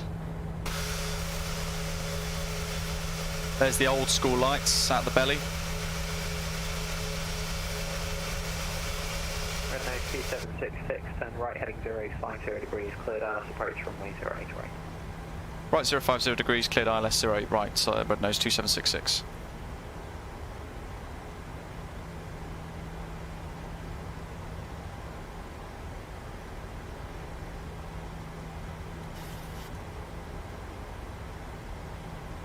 Watching the speed bleed off, we'll go flap 10. As we move away from the sun as well, I'm going to clear this 2. Final ding for the crew, which is here. 265 degrees for 36 angle. Quick check of the overhead, and prior to the approach, one final check of the recall. Make sure my feet are on the controls and I'm all set up nicely as well. Easy 298 Mike, fly heading 360 degrees. 360 degrees, easy 298 Mike. Easy 6495, leaving my airspace shortly, there's no further ATC. Yes, interesting, we just lost 200 foot there in the turn. That's very interesting. Heading select 050 180, approach mode's now armed. Waiting to establish. Golf fly heading 265 degrees. 265 degrees, red north 131 Golf.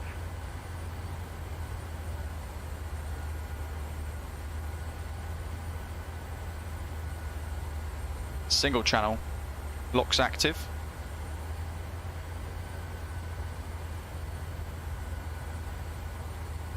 Good afternoon, we approach runway 142, climbing to 3000 feet. Quick check of that, speed brake is armed. We're going to go to Runway 142, Gary direct, good afternoon. CMDB. Now, flight level 150. We are established 152, runway 142. at 8 miles. 078. Make sure we set this. Red nose 2766 established. Red nose 2766, thank you, speed 160 knots, maintain until 4 DME. 160 till 4, red nose 2766. Red nose 2766, contact the tower, call sign only 124.225, following. Tower 124.225, call sign only, red nose 2766, thanks, bye. 1218, there's a lot going on now. Gatwick Tower, hello, red nose 2766. Red nose 2766, Gatwick Tower, hello, continue approach runway 08 right. 25. Continue approach, red nose 2766. Right now, 136 runway 08 right, clear to take off, 160 till 4. Cover deck on 76 right, trying 3000 for the missed approach is set.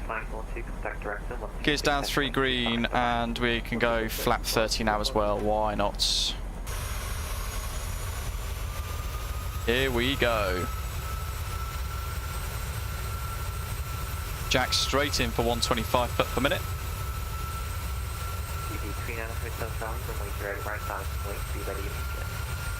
Adam return is right phone will be ready for immediate time, just run over the terminal. 147, 152.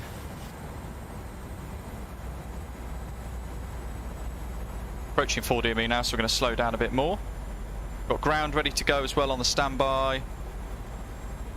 And we want engine modes 1 and 2 to continuous.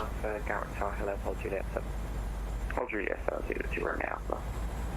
And we're going to keep it on the ILS, on the autopilot, sorry, until we get told otherwise. Right now, 136, contact director 126.25. 1000. Contact director on 120.625. Here we go. Right now, 126. This is my second ever landing in the 737-800. 126.825. Thank you, runway 126. Bye.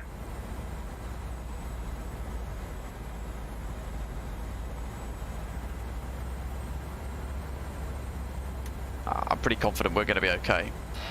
My controls and my plane. 500.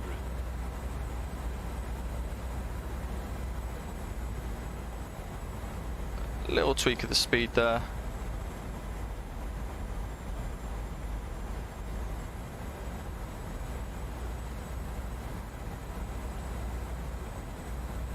Red Nose 2766 from 08 right, cleared land, wind 060 knots. Clear land 08 right, Red Nose 2766. 300. Easy 39 Hotel Charlie, contact director 126. Winds variable there. Oh, look at that, 747 there. British Airways, beautiful. David 2 Romeo Alpha behind landing, Boeing 737 08 right, landing way behind. Look, it's the end. Landing 737 long way behind 2 Romeo Alpha. 30, 20, 10. Hold the flare. Reverse, green, idle, and decel. Through 100s. Okay, let's use a bit of reverse thrust as well. Nordic 33 Bravo with you.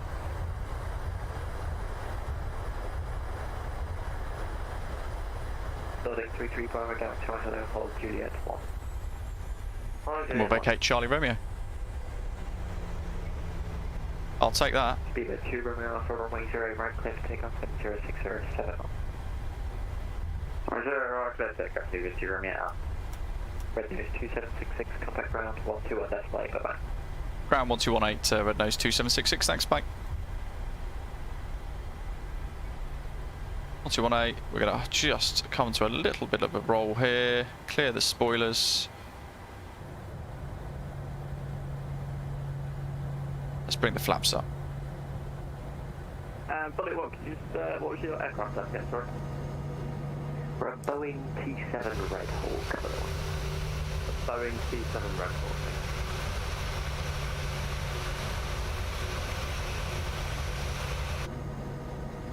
Ground, hello, Red Nose 2766, vacated at Charlie, request taxi to the South Terminal. Red Nose 2766, Gatwick ground, hello, taxi stand 1 via Juliet. Taxi stand 1 via Juliet, Red Nose 2766. Look at that. That's what we were waiting for. Zoom, zoom.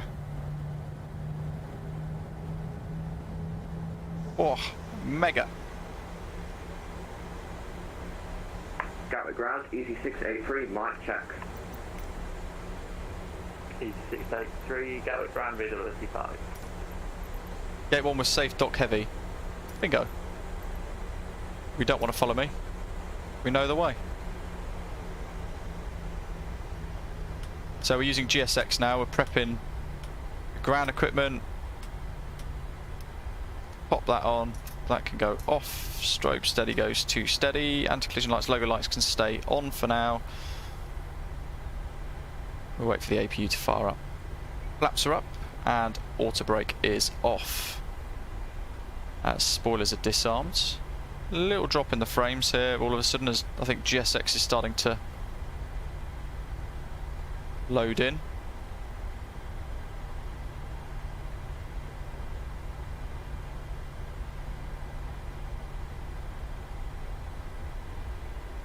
Matt check, just put whatever you want really, whatever your runway direction is, if that's an easier way of sort of remembering it. So 080, how about that?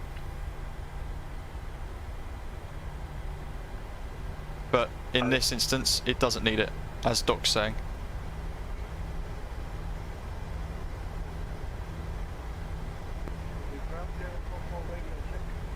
Can 4 readability 5.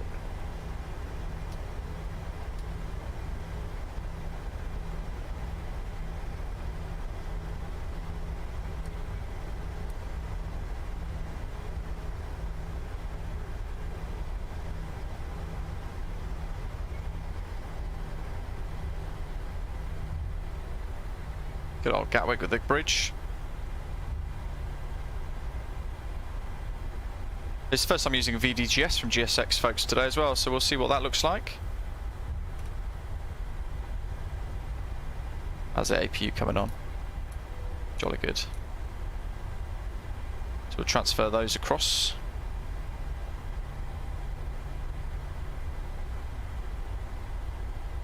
Barris 30 miles out.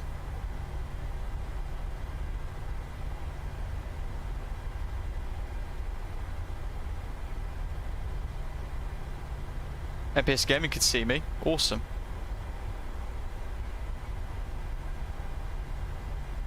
So Juliet all the way there. That KLM's on stand 11. That's why we can't park there, I think. Stand 1's close enough though. It goes 11:10, and then the one right in front of us there is stand 1 with the GSX thing waiting for us as well.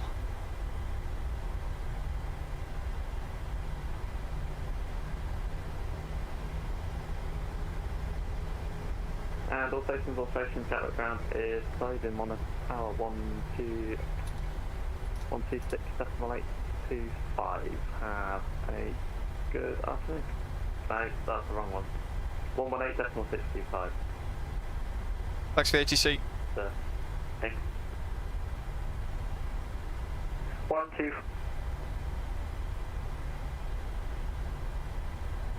Badges down, 291, great.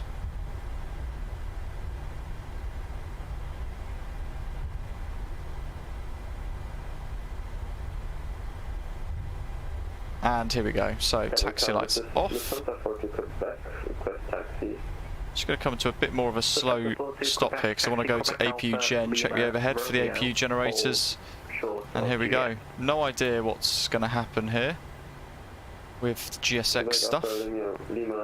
This is a custom profile. Look at that, Boeing 737.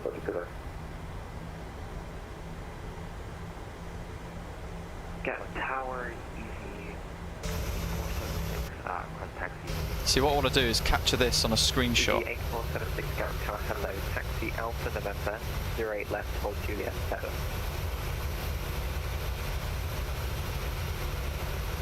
Like that. That'll do. See, those were the days. Remember that? The original days of MSFS, and then we had that big building that was blocking Lima because the Black Shark AI thought that it was a building, not a bridge. Taxi Alpha November, down 08 left and hold. Okie dokie, so it's doing its thing. Look, it's telling us we need to move further to the centre line. There we are. Now it's showing we're kind of on it. Gatwick Tower, good afternoon, Rhino 33 Foxtrot Tango, stand 133 requesting IFR clearance to Dublin with information India on board flight Boeing 737-8.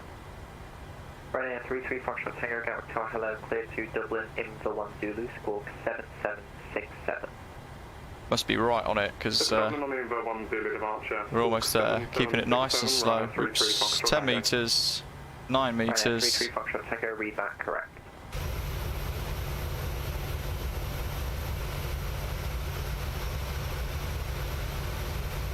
Seven metres.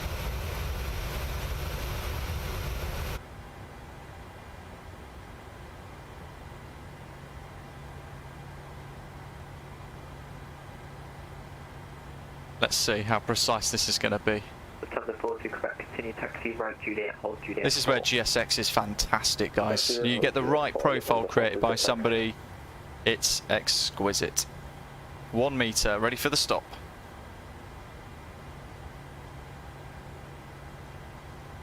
Oh, it was too hasty. Let's get a bit of power in gently. Stop. Part brake on. Let's see where it's put us. Oh, there we go. We're on stop 4.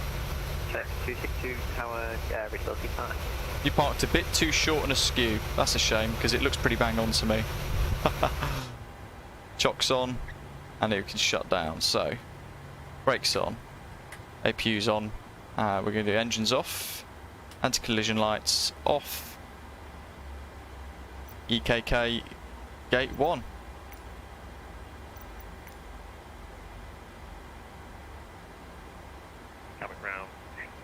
We can request Deboarding requested. Deboarding. With information EJ, requesting IFR clearance to Tenerife South. Let's see, let's go back onto this reset here. Check 262 Gatwick Tower, hello, I don't have a flight plan, please. Double checking from the correct call sign. I have no idea where the actual trucks are going to come from. Swiss 8 Tango Gatwick Tower, hello, runway 08 right, clear to land, wind 08010 knots. It says baggage is going to come shortly, but I'm not convinced. The profile's quite right. Baggage unloading complete, that was quick. Look at that, that's a bit balked, isn't it? Ah dear. This is a custom profile as well. Not great, is it? Oh well.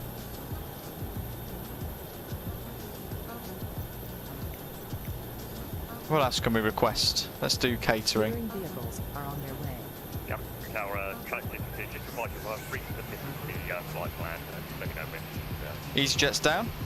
Connect 262, thank you, you're clear to Tenerife. Look at the haze. Seaford for Zulu, squawk 1432. And look at Gatwick.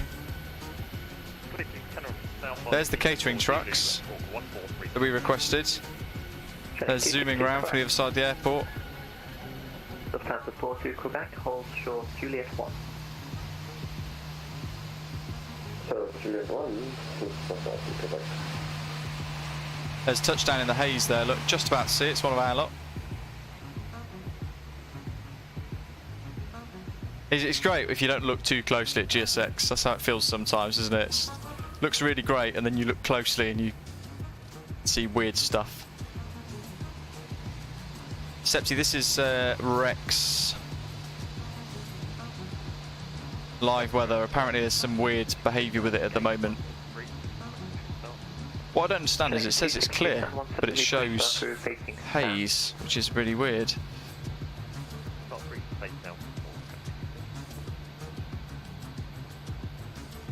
Potential stations, Gatwick ground is back online. 12 on decimal 8, 12 on decimal 8. ABSIM, no problem at all. At the end of the day, it's optional, isn't it? You don't have to buy these things.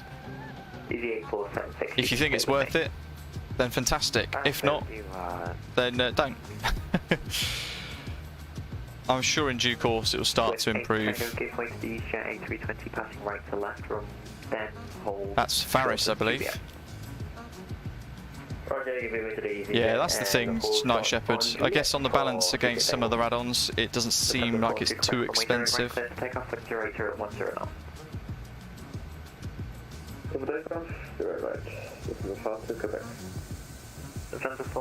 Well, thing is, Doc. Takeoff clearance, hold position acknowledged.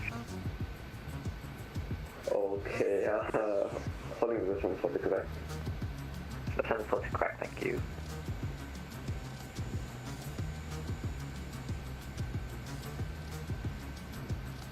That's someone on final. Correct, ABSIM. It's yeah, he came out of nowhere there. oh, look at this. Performance has gone really blocky. So this is what happens with GSX sometimes, I find. So Lufthansa 40 correct, runway 08 right, land up and wait. Land up and wait, 08 right, Lufthansa 40 Quebec. Swiss 8 Tango, contact ground 12 on decimal 8, bye-bye. Oh, it's getting worse. 121 decimal 84, 50 Tango, thank you so much for the service. Bye-bye.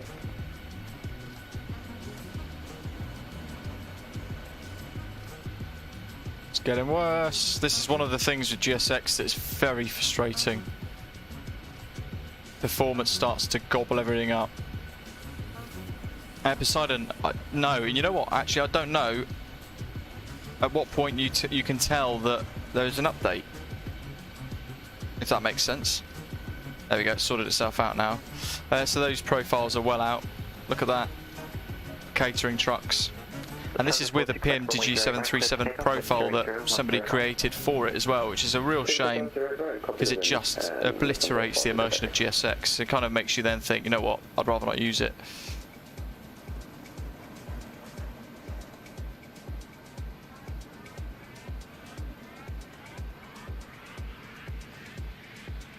Ah, Neil, no worries.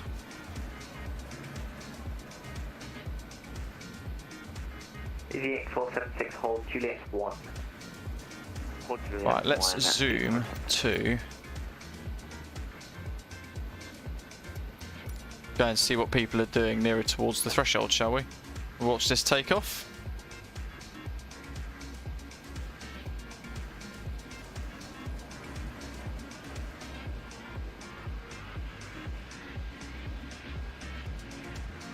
He's blatantly in a 737-800, isn't he? Sun Express.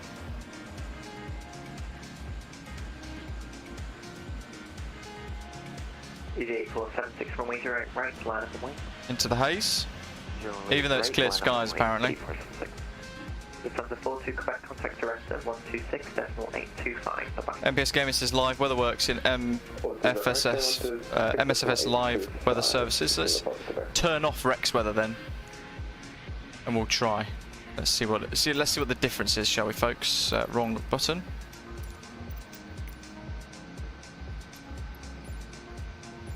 EG876 runway 08 right, clear for takeoff with 0010 knots. The hell?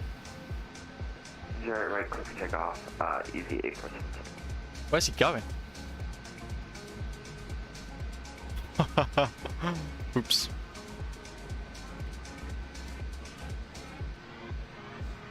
Oh, Neil, no worries. You'll get there. That looks like a go around or a missed approach up here.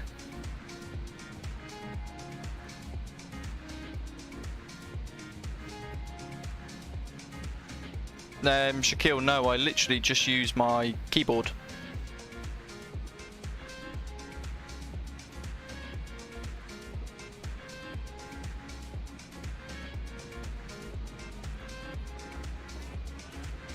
It's also good effort.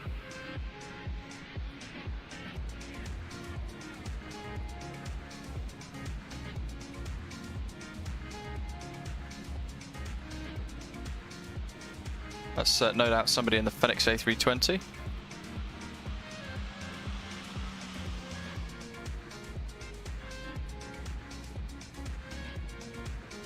No idea what's going on with that aeroplane there.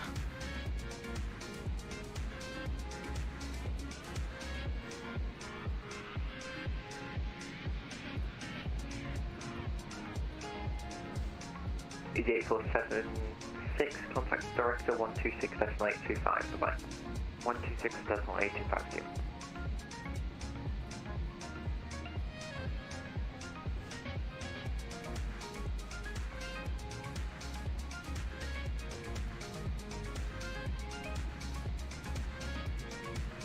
Somebody was asking about settings as well. We wait for some others to catch up. I'm not sure what the aeroplane there is doing.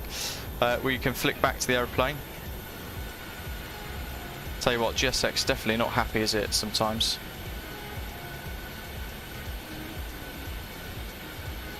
In effect, I just got everything between high and ultra.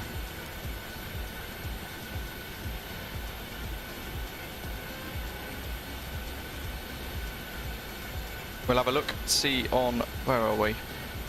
Vantaa, which I think I've closed. No, I haven't. There we go. We'll see who's inbound still. Oh, that's is that Neil? Are you sure you disconnected, Neil?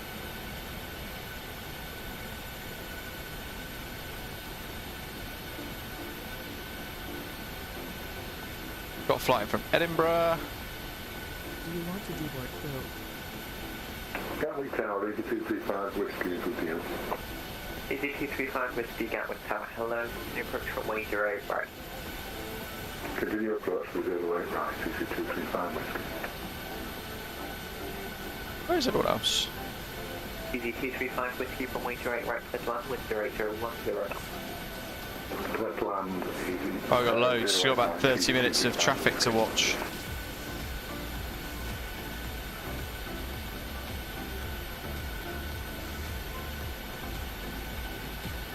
Right, so stand 1.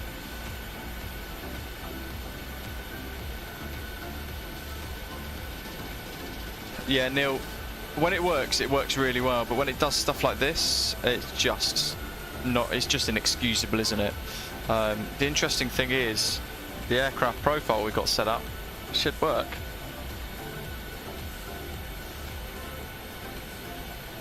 So it's kind of annoying that it didn't. You can tweak some of the settings in GSX here.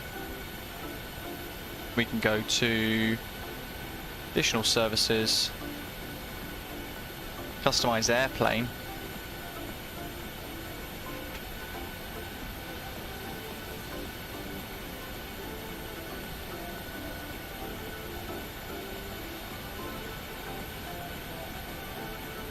Customize in 3D editor.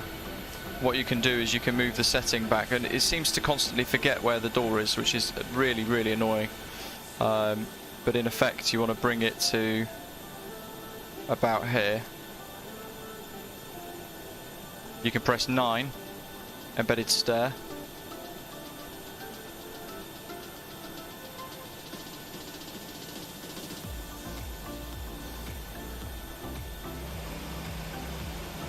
It's a real pain in the backside, folks. This is because it also clashes with your drone settings. So that's for those aircraft like your Ryanairs with forgot stairs in them. End position of the stairs. Good grief. Probably is about there, isn't it? We'll go with that.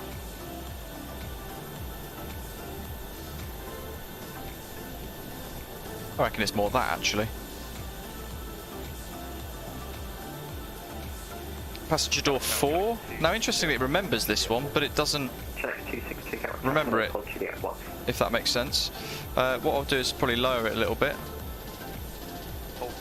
and bring it out a little bit more. We can rotate them.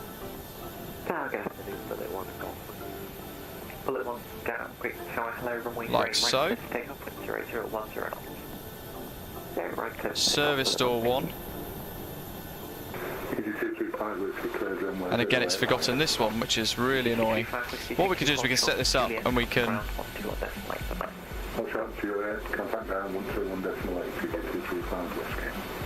try and get it nicely set up so that it works well with the aeroplane, and then save it effectively, like so. Obviously the drone camera is so tedious, it just doesn't, with it clashing with the actual add-on, it's quite frustrating to use this, has to be said. Check 626 from correction 262, runway 08 right left away. Probably about there, midpoint of the door. It is faffy, and yeah, the ice are in. That's interesting, because I don't want it there. You know what, I won't faff with those. The ice are out. Yeah, it's fine.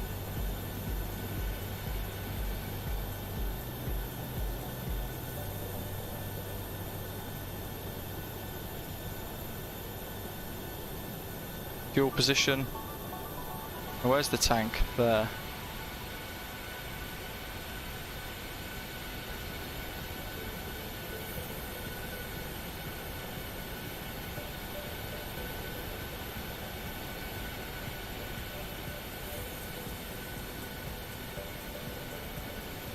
This is how you tweak stuff.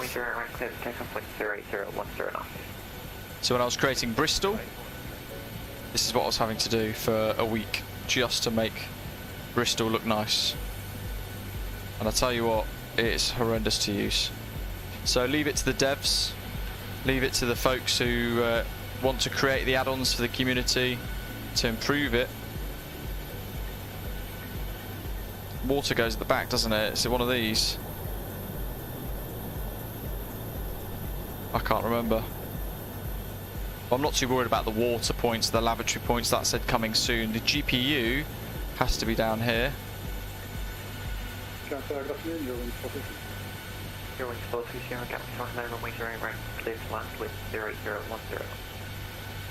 There, in fact, precisely.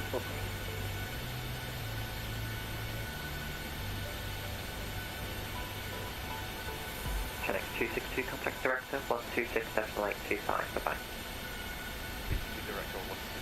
Precisely there, that'll do. Bypass pin position, we did that. They remembered that bizarrely, I set that earlier because it was balked. Engine 1 and 2. Nose gear is in the correct position. And then it resets to the passenger door.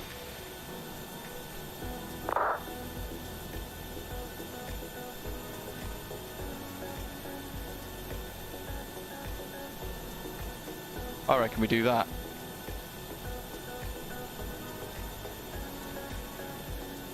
I'm gonna hit enter.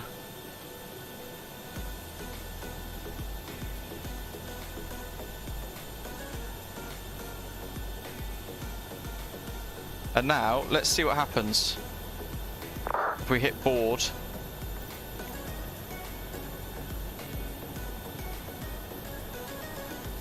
And catering.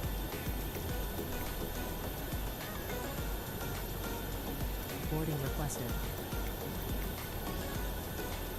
It's not going to ask that, is it?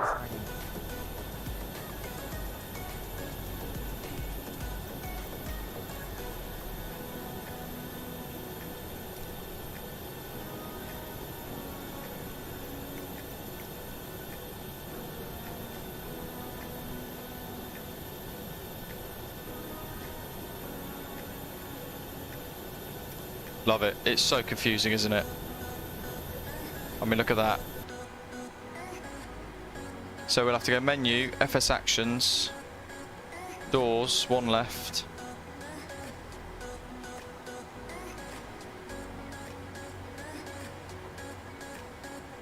Where is it? There's an option to request the jetway. There we go.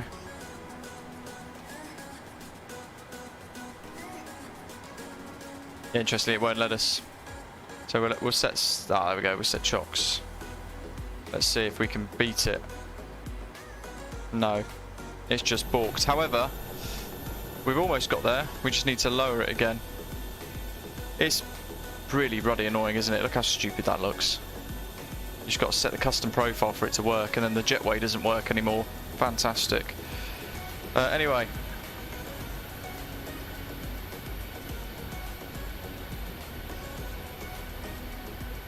Loads and loads of people still on the way in.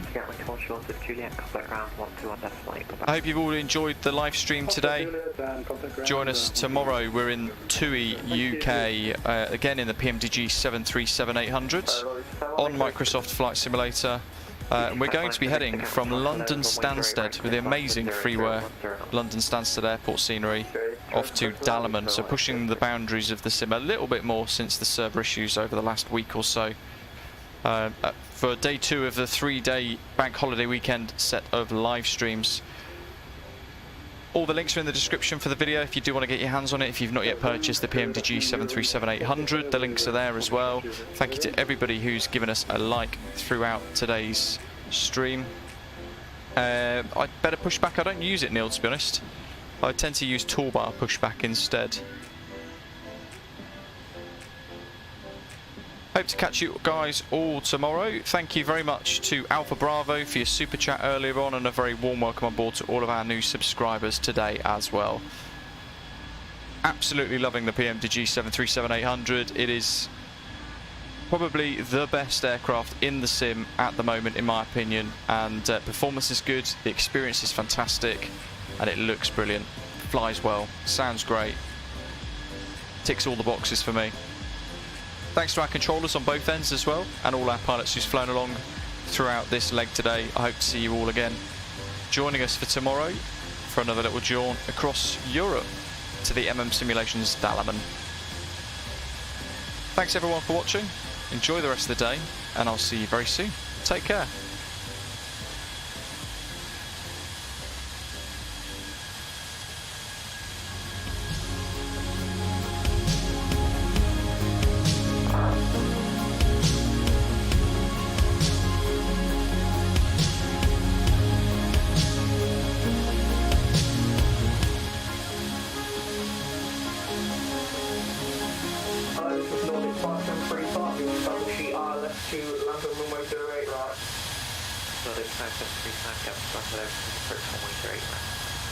Continue the approach from window right, Nordic 535.